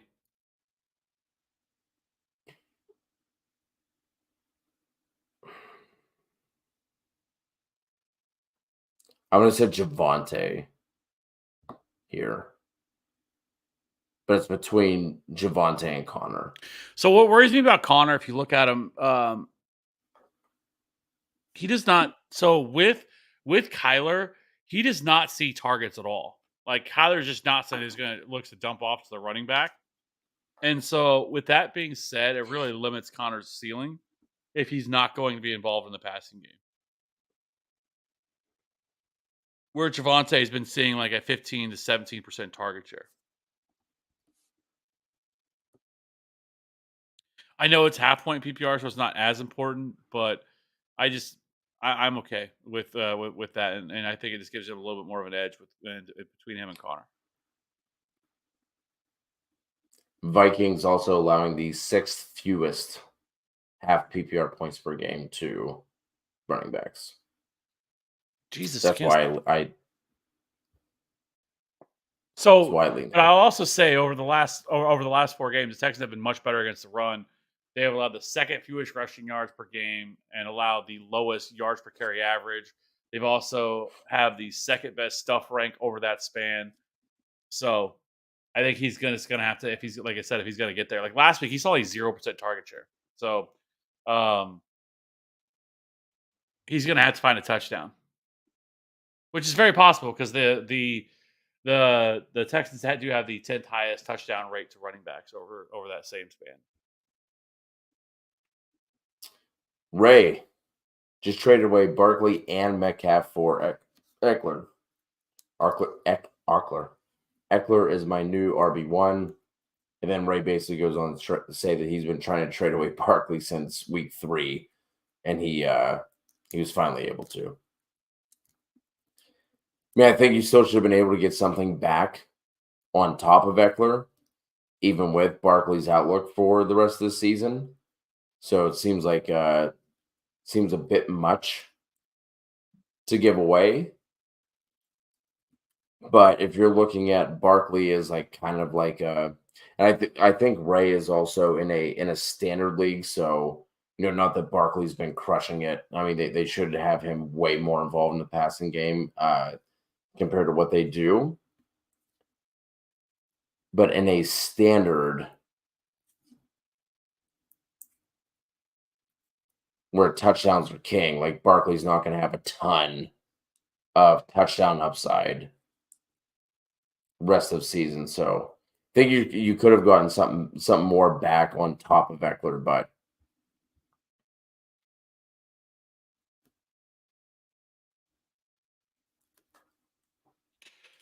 yeah, I'm fine with it though. I still think, I mean, getting out from under Barkley and being able to get Eckler, yes, Metcalf hurts a little bit, but I think you're okay with doing. I'm fine with making that trade. Is this how podcasts are started? Hoosier, the funny thing is we haven't even like gotten into our stories from our use. Like I don't know, Kev, it's been what, 5 years that we've been doing this now. And I just found out like 3 weeks ago that Kev was set on fire at one point in his life. Like I don't know how that doesn't come up, and at some point in a 5-year span of doing multiple podcasts per week with someone, but I mean, I just had no just reason to bring it up, but yeah, it did happen. Another thing that happened when I was drinking. That's what happened. So, and I saw this. You should try. Was that Hibiki whiskey? no thanks. It says, let's see. It is a unique blend of several malt and grain whiskeys that are meticulously added, resulting in an orchestra of aromas and flavors. No thanks. It is I'd rather drink Nikolai vodka than to have whiskey. it is $110 for a bottle. 808, just out here living that baller life. That feels like like with people that have like their nice little crystal like sitting on like in their office with their cigars, and like you pour a little glass, and you sit there with a little with an ice, a cube whatever in there, and you sip on it. That feels very much like that with your cigar and everything else.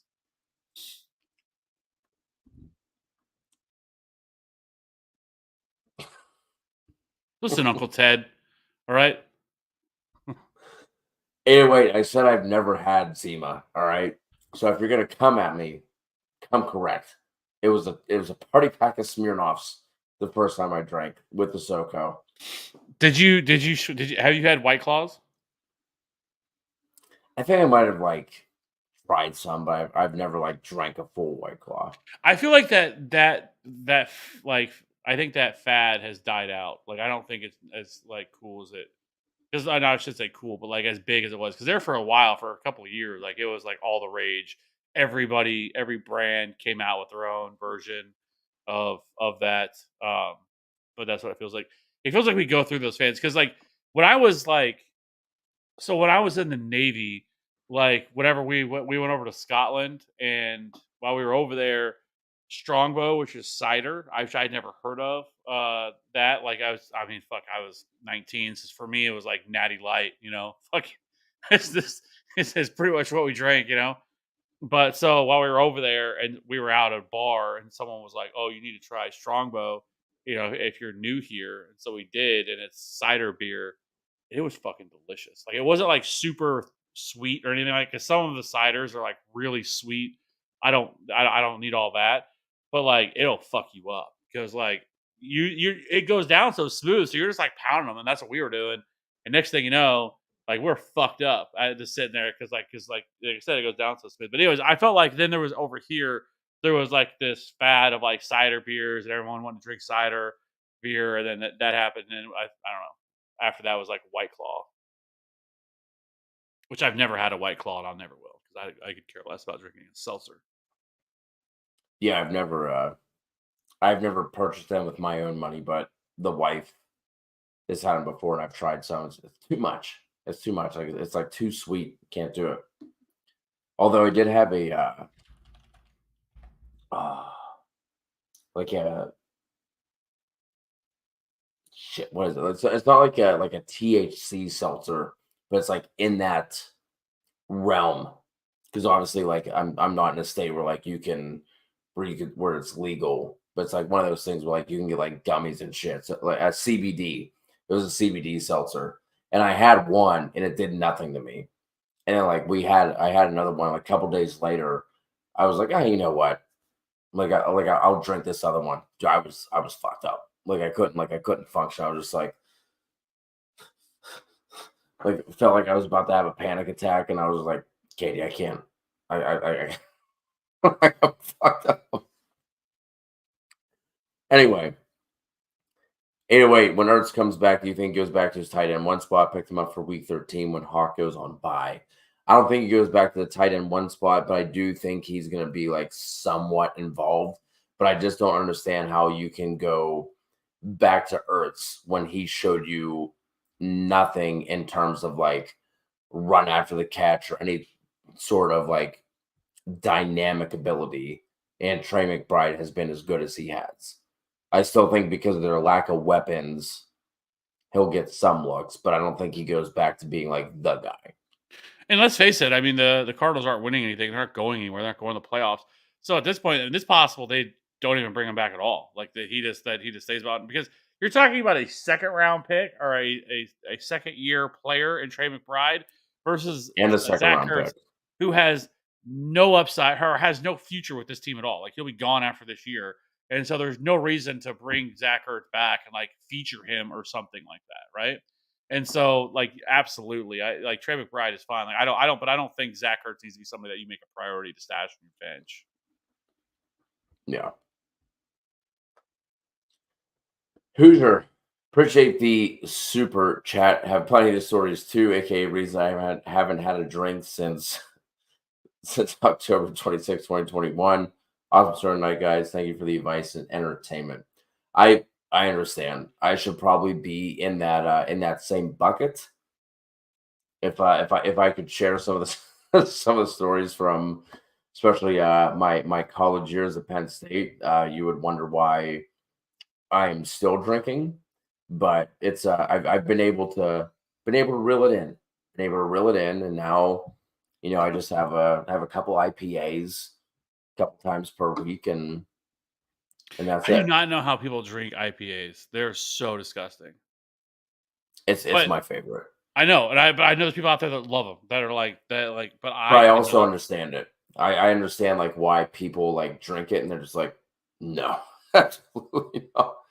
It's very much an acquired taste. It's very much like a but there's people that are like super snobs about it, but like, oh, you don't drink Yeah, IPAs, and I'm like, shut up with I'm not your like that. craft your craft breweries that stuff like that. Whatever, I really don't care. Like, I'll have if you have a beer, I'll have a beer. I don't care if it's Bush Light. I don't really care what it is, but so it doesn't really matter to me, all that. But like I've tried IP, I've always got the people that are like, oh, well, you haven't tried this one, so try this. And then I'm like, okay, bro, and I'll try it. I'm like, no, it's still terrible. There's just not my thing. Yeah, I get it. I had a PBR the other day, and that was quite enjoyable. That was good. You know what? PBR? Oh yeah, I can do PBR. Yeah, that was good. PBR, Natty Light, that's what. If you really back in the day, like Natty Ice was back when we were in the Navy. Like it's like 6% alcohol. We'd get that. I think if it was, it might be more than that. I can't remember. But we used to get that Natty Ice. I remember one time that we were, because when you're in the military, you don't make any you don't make any money. It's really bad. And we were living off ship, and so there was like four of us that were renting a 3-bedroom place. We had a couch guy. But anyways, we were all pretty broke. Like we were getting right before payday. Like we went up and we had like $20. We bought like this bottle of Old Crow whiskey. It was like $9, and then we bought some double cheeseburgers. Yeah, that's where we were. That's what we did. And just so yeah, Anyway, Have you ever had have you ever dipped down to the bottom of the beer barrel? Have you ever had extra gold? Do you know what that is? mm-mm. So me either. And it was a point in during my college career where it's like Natty Light was like actually like reaching a peak of like popularity where it was like cool to drink Natty Light. Like it wasn't just like the cheap beer anymore. It was like, oh dude, you don't have Natty Lights. So it got to the point where like it was like getting out of my price range as a college student. And we found this beer was literally called Extra Gold. Fucking awful. But it was like $7 for like a 12 pack. I'm just like, that's the price. You got me. It's sold. You They're ever just done like awful. Mickey's had like Mickey's hand grenades? A Mickey's? Yeah, I've had Mickey's. Yeah. Yeah, it's good times. I mean, it was fun, but because we would. What's that quote? It was the best of times. It was the worst of times. Oh yeah, because like we would stay up till like 3:30 in the morning just getting hammered, and then like it was always the first person who woke up on Sunday morning would wake up everybody else, and we'd start playing beer pong. It could be 9 in the morning. We're just gonna wake up and jump out and jump up and start playing. Like there is not a shadow of there's no chance in hell I could do that now. Dude, so we'll keep going after this, but um I would wake up specifically on like home football Saturdays for like the Penn State games, whether it was like you said, wait, like staying up until 2, 3 in the morning. I would get up at 7 or 8. I'd make a cup of coffee, put a shot of rum, just like Captain Morgan, Admiral Nelson, whatever it was that was going in my coffee. Drink that, hit the bong, and then it was just like, oh, it's 9 o'clock. I'm late. We need to get going. So that was, You know, it's so a really quick story. Now, I don't know what made me think of it, but so there was a bar. So our roommate, our couch guy, he would always get so super drunk, like, and like when he did, like he always like thought he wanted to fight, but like he wasn't like he shouldn't be fighting because he can't beat anybody up, right? But anyways, like, and he would always cause a huge scene and just do dumb stuff. But we're out at a bar one night. It's us three. We just started like he'd been drinking. We had just kind of started drinking. So we're sitting there having fun, drinking whatever. And I come walk. I don't even remember what he was mad about. He got so pissed off. He starts cussing me out, and all this stuff. And the bouncer came up and threw us out. And so I was like, and like the night just started for us, right? And so I was like, what the fuck, dude? So like we're in like a strip.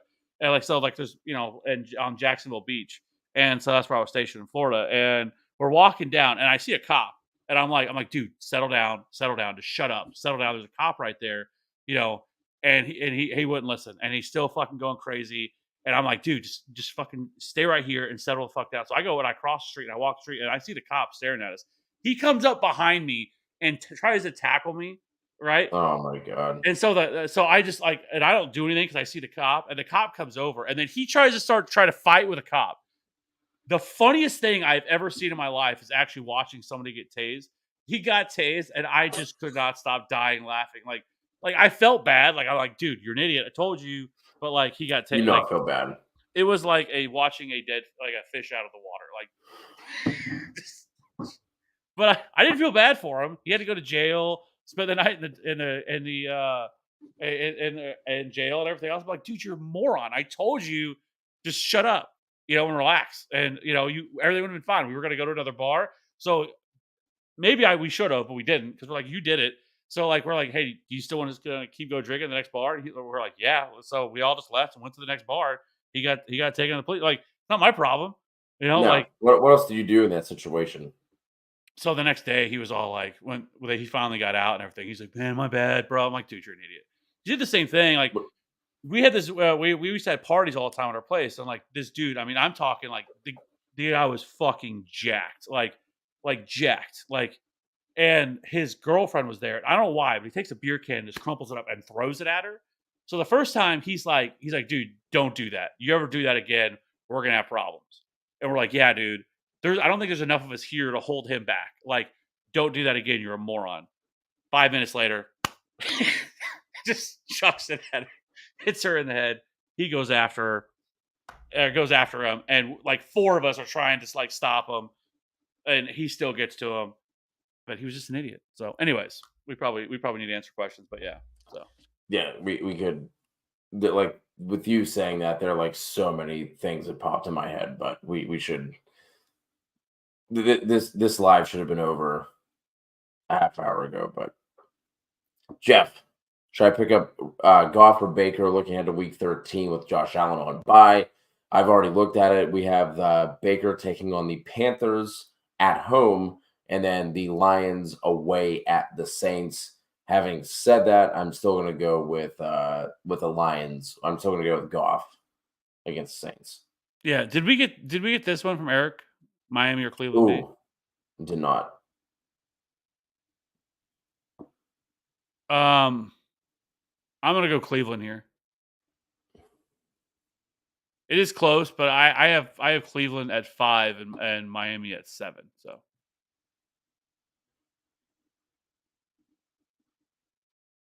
Yeah, I mean it's still Kenny Pickett at the end of the day, so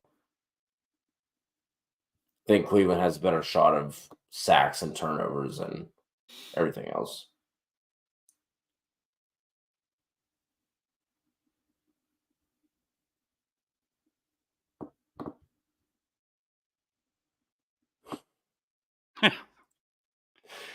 Smart move. I just the only thing I can even compare to bourbon,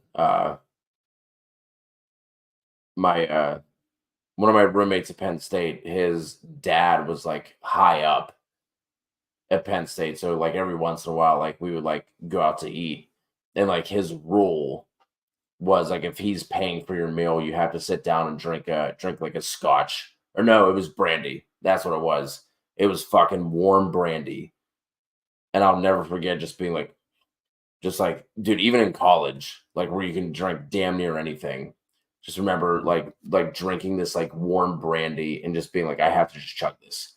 Because if I don't, I'm gonna be drinking this for the rest of the night. Just disgusting.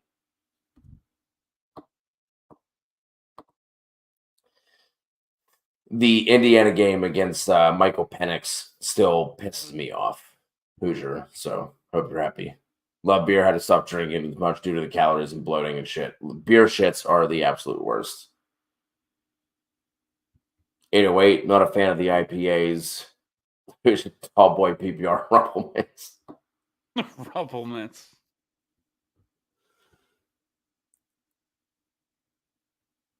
Oh God. Just out here fighting inflation. This might be one of our better ones. Thursday, 2, 3, 4, 5. Pollard and Pittman for Ramondre, Zay, and Warren. Already got Jacobs. Warren would become my only backup running back. Love the upside on Zay with Andrews out too.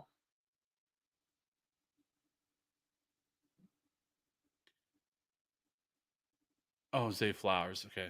First in my head, I was thinking Zay Jones. So yeah, that makes sense. I still think I want the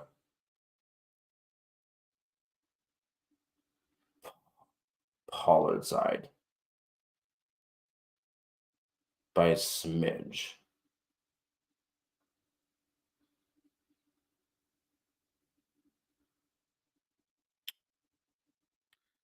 I think it comes down to asking yourself, like, do you think Pollard turns it around to a point where he's usable? Because if you don't, then getting Ramondre is trouble too, right? I don't think Ramondre is some slam dunk, but they do. The Patriots have one of the easiest remaining schedules for running backs, if I remember correctly. And Yeah, so I think he's we not talked about Ramondre as a buy. yeah. And so, like, I don't mind going the Ramondre, Zay, and Warren side. At this point, like, it's hard to say, right? Because we are now in week 11, right? It's not week 4 or 5. We're at week 11, and he still hasn't at this point. Now, like I've said, he has one of the most bizarre, just the way the game scripts have gone with this, and certain such things that have happened that it's really hard to say that. But if he's going to, it should be this weekend because the Just like Panthers. it was last weekend. Well, so at least the Giants had shown at some points that they weren't as good again, or they were better against the run. Like the Panthers have been one of the worst. And so if they can't get, and they've actually been better against the pass, like they've actually done a very good job defending the pass this year. So this really should be much more of a run script than it is pass. But we'll see. I don't know. Like it's been super frustrating. I own Tony Pollard. I was the Tony Pollard. I was driving the train last year for Tony Pollard, and really loved him this year. Everything aligned, and the process was there, right? He was getting this. He's getting his massive workload. He's seeing all these touches, but the volume is not coming with it. Now, some of it's obviously the injury that he's coming off of, right? That became that's is an issue, but it's just been super frustrating with him. And if you can get out, and I think that's actually a fair value trade for him, then I think I would do it. Just the same as I wouldn't mind trying to buy him either. Yeah. Because if you're buying him, the value's gone, right? Like you didn't invest that heavy, probably second, maybe a third round pick, but more likely a second round pick. It didn't matter for you. Like all you're trying to do is gain the upside that he could possibly bring. So if people are just tired of him and want to move on from him, like this could be the best time to do so. Because they do have a pretty good, solid remaining schedule for him. Watching now, we're up to 16, 30 seconds go by, and never went back to 15. Which I saw the confusion of.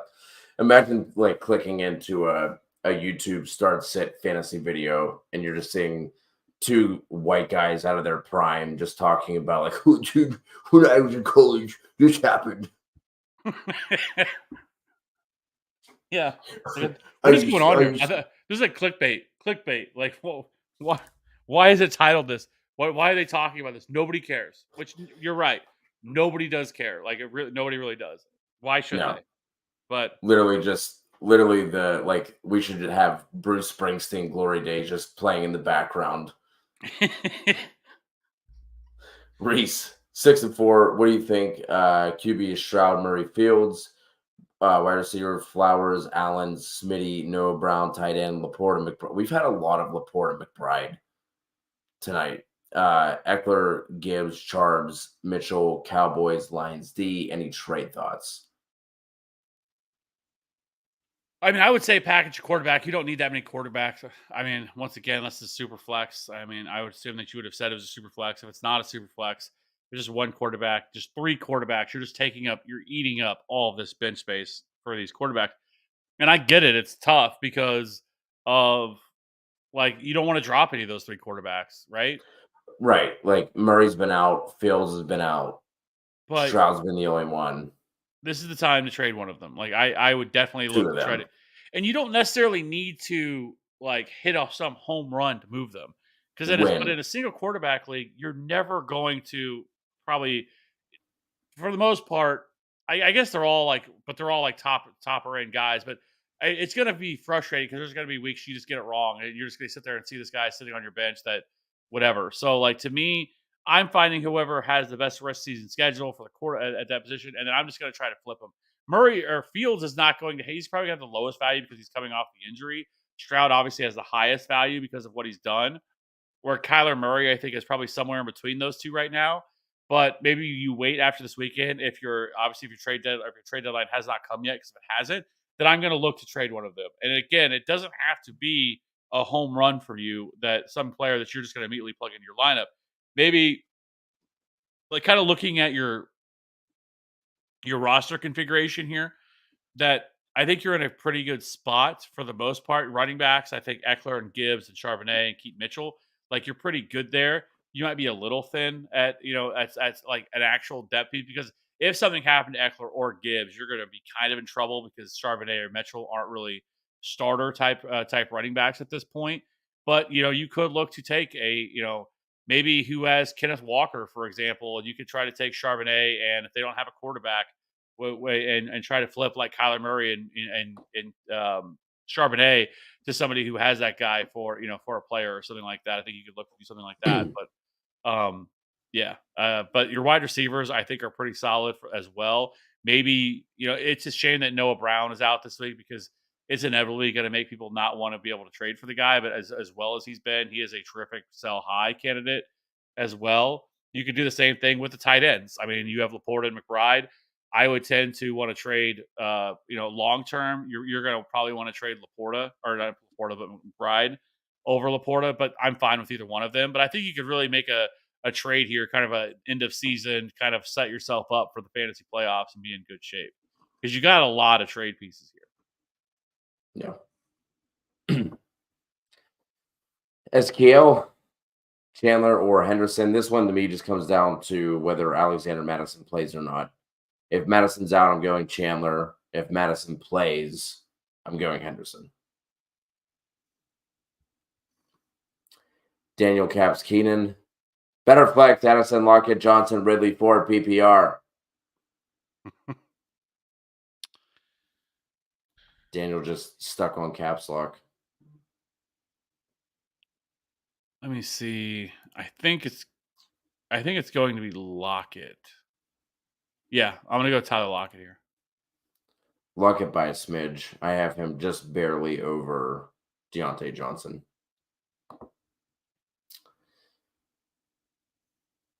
Bench Cooper for Boyd. Oh, he benched Cooper for Boyd. I don't think Boyd had a catch in the second half, right? I don't think so. Yeah, it was a little frustrating, but I mean, at the same time, It was the right call at the beginning. yes, it's just he went down. Joe Burrow went down, and there's nothing you could do about that. Yeah. Rock out. Chandler JSN. It's gonna be Chandler.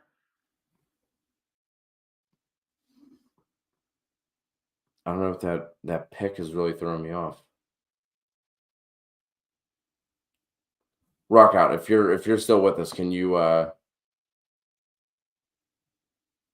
throw this back in just to? Is it just one flex out of all of these? Yeah, Or that is pick it part throws me off. I don't know what that. I don't know if yeah? that was some sort of Or is it autocorrect supposed thing, to be one flex out of them and then also we're picking from the rest of that group too? or unless maybe I don't know if that's Puka. I don't know. Maybe it got autocorrected. Okay, so That's a complete guess. it's one flex between Chandler and JSN or pick up Dotson, Moore, Reed. Okay, so no, I'm not. I would go Chandler if Alexander Madison's out. If Madison plays, then I would go JSN. If Madison plays, I would go Rondale, assuming uh, Michael Wilson's out. It would also depend on who you had to drop to be able to pick one of those guys up, because I'm not dropping JSN or Chandler, for any of those guys either. If Madison plays, I feel like you could probably drop Chandler, considering you probably just picked him up this week and you likely don't need him going forward. Cooper or Evans, assuming that is Amari, this is 100% Evans. Yeah. Bardo got offered Cup and Andrews for Diggs. I have Diggs. Well, Mark Andrews is out for the rest of the year. Yeah. I'd rather have Diggs rest of season. Yeah. Mark Andrews is absolute nothing. Unless it's like some sort of dynasty or something like that. Yeah. I do like stashing Rico Dowdle for sure. He's someone that should be on your stash. Just a little worried about the QB situation. Gonna put the Browns D in bad spots. Maybe, but I mean, we're still talking about the Steelers offense, right? Like it's not like you're talking about the Browns defense as like some like middle of the like this is a really strong defense. So I still feel like they can come up with stacks and turnovers and fumbles and picks from Kenny Pickett. So Yeah. AO. Good to see AO back in here. Hope you've been doing well. Start 2. Evans, DK, Dell.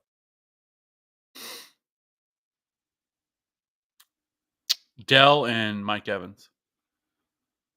Yeah, I'm going to sit DK, and then I'm going to go Conklin over Higbee.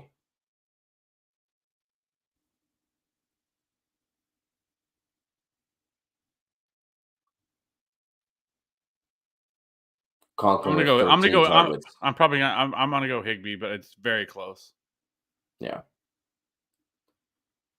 Or you know what? Go Conklin. Go Conklin. I think he's probably better. Yeah, I'm gonna go Conklin. He has caught all 13 of his targets the past 2 weeks for over 130 yards. Yeah. Mario, thoughts on trading Pollard and Kincaid for Hall and Hollywood Brown? Have Ingram as backup tight end. Have JT Gibbs, full PPR 10-man league, sitting at 4 and 6. So you need all the upside you can get. You're not in the position to be waiting around for Pollard to possibly break out. So if you can trade Pollard and Kincaid for Breece Hall and Hollywood Brown, I'm doing it all day. Yeah. I get it that Breece Hall has been hit or miss, but the ceiling is incredible versus Pollard, who we just continue to wait for it to happen at some point. Yeah. Prescott or Goff rest of season? It's Dak for me. Dak for me as well. Sean, DK or Waddle? Waddle. Going Waddle there as well. And then Rockout does have a free spot here to pick somebody up. So out of this group with Dotson, Moore, Reed, who are you picking up? Oh, you have an open spot. I'm picking up Jaden Reed. I love Jaden Reed. I think I feel like I've talked about him every week on the. I probably have talked about him every single week. He feels like, what was it a few years? Was it Logan Thomas a couple years ago, where I think every single week that we were like, you should pick him up, and he seemed to be on like was it Logan Thomas? Yep. Yeah, which I feel like that's where I'm at with Jaden Reed. Yes, Jaden Reed should not be available. Jaden Reed has been a very productive wide receiver this year. At least he's been a very usable wide receiver this year. DK Henry Hollywood.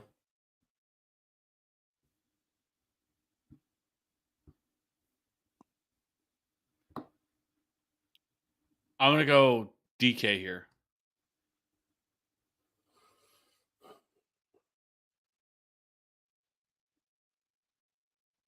Golly, man.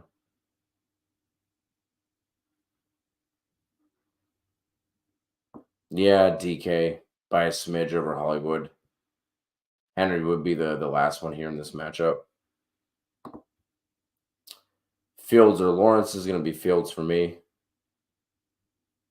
Yeah, I'm done. Yeah, with the Trevor Lawrence experience.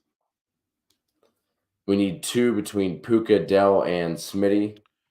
Oh, Lord. I'm going to sit Puka here, but it's really close.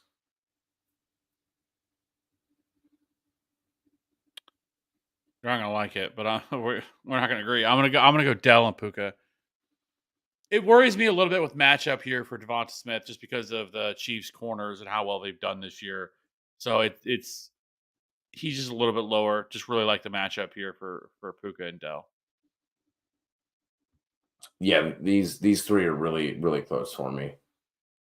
I wouldn't have an issue any way you went. Lucius, what do you think of Chase versus Cup rest of the season? Also, would you trade Chase for Kincaid and Pittman? I mean, you have to go Cup rest of season. Yeah, Cup rest of season. I mean, depending on how tight end needy you are, Lucius, I think you could consider it. Like if waivers are that bad, and if you really need a tight end that bad, I think you could consider it. Yeah, it's just tough. I mean, that feels like the ultimate sell low on Jamar Chase. I mean, not ultimate. It's not terrible. I mean, Pittman's been a wide receiver too. Kincaid, I mean, really, since he's taken over, has been like a top 6 wide receiver or running back or tight end. Jesus. I'll get one of them eventually. Hit the right position. But it's still Jamar Chase. Like, I don't know. Like, I think I would hope, or I think I would maybe wait and see if he can go off. Like, he still has the name value. Still Jamar Chase. I don't know. I think you could go either way on this decision, but Musgrave is Lucius's starting tight end. I guess you would say he would be your starting tight end because he shouldn't be right now. But I don't know. I also feel like at this point, like you said, unless Chase goes off, And I guess another question, Lucius, is where are you sitting in like the standings? Are you really far out of it? Are you, or I should say really far out of it, but like, are you like right there on the line of being able to make the playoffs or not? Are you locked into the playoffs? Because like, I think that changes how I view it too. it's a good call. Dylan, Achan or Ty Chandler? Sorry if you answered this already, just joined. Actually, we have not had Achan versus Chandler already, Dylan. So you're good. And either way, It's Achan. You're good. Yeah, and it's gonna be Achan. But appreciate you joining. If you guys are still rocking with us, if you've made it through the the good old days stories that we're telling. We'd appreciate if you guys hit us with a sub and a like. Racer Marquise Brown, this is going to be Hollywood for me. Same. Soothing music. Would you do CD and Bijan for Tyreek and Olave? I'm getting Tyreek. Other RBs are ETN, Hall, and White. Yes, I would take the Tyreek side. Yeah. George, Tua or Fields? That's going to be Tua for me. Tua for me as well. And then in a standard flex, Warren or Dell? This is still going to be Dell for me, even in a non-PPR. Yeah, I usually sway to the side of the running back, but I'm still going to go Tank Dell here at this spot. Eric, would you stash McLaughlin or Roschon the final roster spot or leave it open?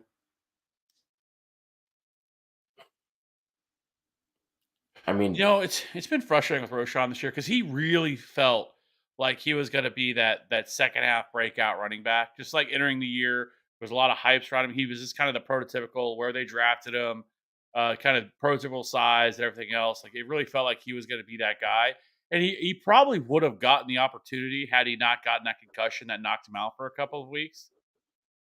But at this point, like I don't think it's coming. Khalil Herbert's back.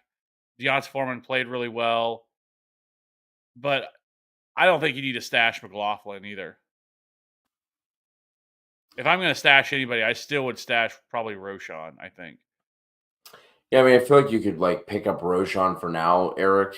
I mean, depending on what's sitting on your waivers. Like if McLaughlin and Roschon are on there, it's probably not a super deep league. Like I'm assuming you're probably in a 10-teamer, I would think. I'd probably rather have Roschon, but it's not like you can't just drop Roschon if another opportunity comes up that's better for you. I think too you could possibly look at if I'm really looking for some stashes here, it would really depend on what other options you have. Because I feel like if McLaughlin and Roschon are sitting there, if they're in free agency, I don't know if you have these guys already on your bench. If they're not, then maybe it's a little bit deeper and there's a little bit more options sitting out there because in most 12-team leagues, McLaughlin or Roschon aren't available. But if it is a 12-team league, Michael Carter is a really interesting stash for me because they put in a waiver. I believe they claimed him off waivers, correct? Yeah, I think there were 4 teams that put in claims for him, but Arizona was at the top, so they got him. So it could be a spot where they want to try to see, what they have in him, where it wouldn't really surprise, especially with, James Conner's getting up there in age, it really wouldn't surprise me if he got hurt again. And he would be the logical guy. I think that would be the one that fills in. I know Amari DiMercado was fun for a couple of weeks. We enjoyed that until he got hurt with I think it was a toe injury or something like that. But Michael Carter has been a guy that I've been, and he's widely available. He's only rostered 1% of leagues. I don't think he's going to be active this week just because they just got him. Okay, he has McLaughlin. Roschon was just dropped. So that's I'm looking more for a straight pass because let's say I'm knocking on some wood. If something happened to Javonte, it would still be a committee between him and Samaje Perine. They would still be splitting touches, and so I don't think he's not going to be that guy. And Bandicanda is interesting too, but they have Breece Hall, and then I don't know what they would do. If Breece Hall went down, I don't know if they would be a Bandicanda that got that work. I don't know if it wouldn't be Dalvin Cook. Yeah. But then on the other side of that too, you can say the same thing with Roschon. If there's an injury, I think it's going to be a split no matter what. Deontay Foreman's been good. Khalil Herbert was really starting to pop off before he got hurt. So right, and that's where I kind of came up with Carter. I wouldn't mind just stashing him because it is a very clear path because it's Keontae Ingram, it's DiMercado that's still there, and Keontae Ingram's just dust. He's god awful, and so he's never going to be the guy. Where I think Michael Carter actually could be. And it wouldn't surprise me if Michael Carter got work now, after this week, he starts getting work with them. Yeah, I think that would be the spot where I'd just be looking for a more clear path. Like you said, Carter, Rico Dowdle, Obviously before this week, it would have been Ty Chandler's, assuming that he's already picked up, but I would be looking for like a true handcuff in that situation. Tank Bigsby, assuming that, Dearness Johnson isn't going to be a thing in Jacksonville. So I would look for like a true handcuff there. Back to soothing. Would you rather get CD and Bijan or Tyreek and Achan?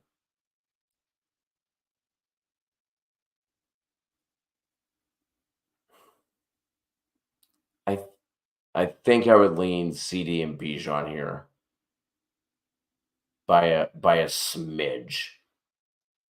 Mostly just because the Dolphins' schedule rest of season is pretty rough. And I don't know that I'd want to double down on Miami.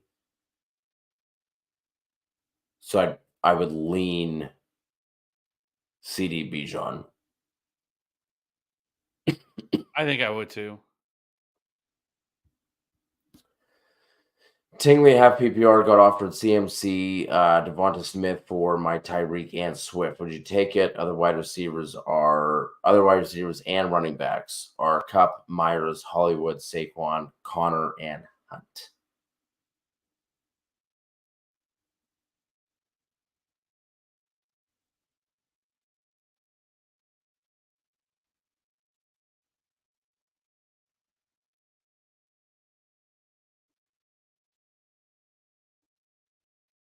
No,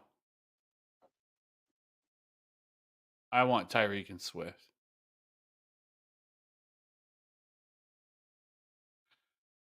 I mean, like I said, I Tyreek would Hill's take Tyreek's I averaging would take the 25. CMC side. Tyreek's averaging 25 PPR points per game. Like he is putting up that like legendary type production.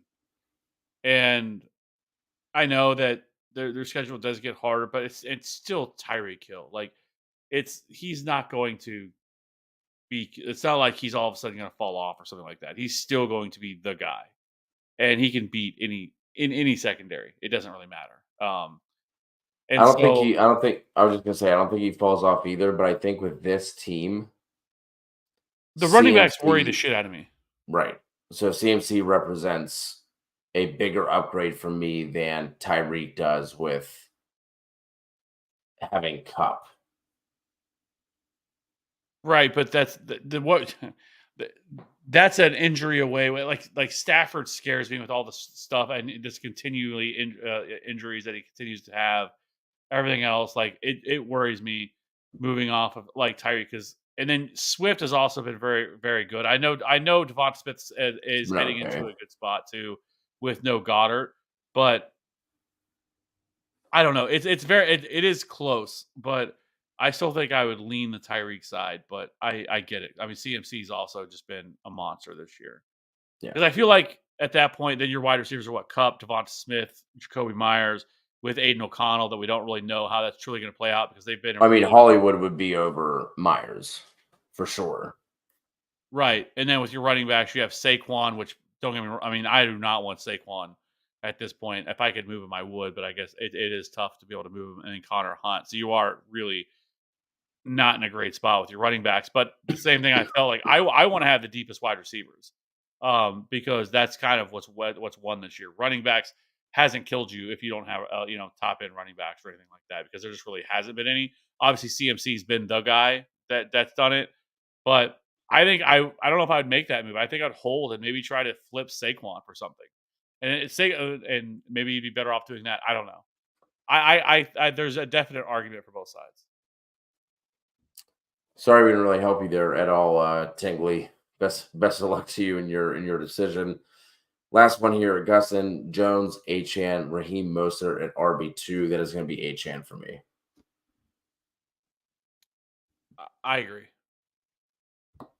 Boom. There you have it. That is 5 hours of streaming now in the books between tonight and Wednesday. Appreciate all you for rocking with us. Please hit us with a sub and a like if you have yet to do so. We also be going live on Sunday morning to answer more of your start sit questions. Hopefully, we have nothing happen with injuries between now and then. But if something does come up, Join us on Sunday. We will help you out there as well. Thank you guys for rocking with us. Hit that sub, hit that like. Good luck in week 11, and we'll talk to you all soon.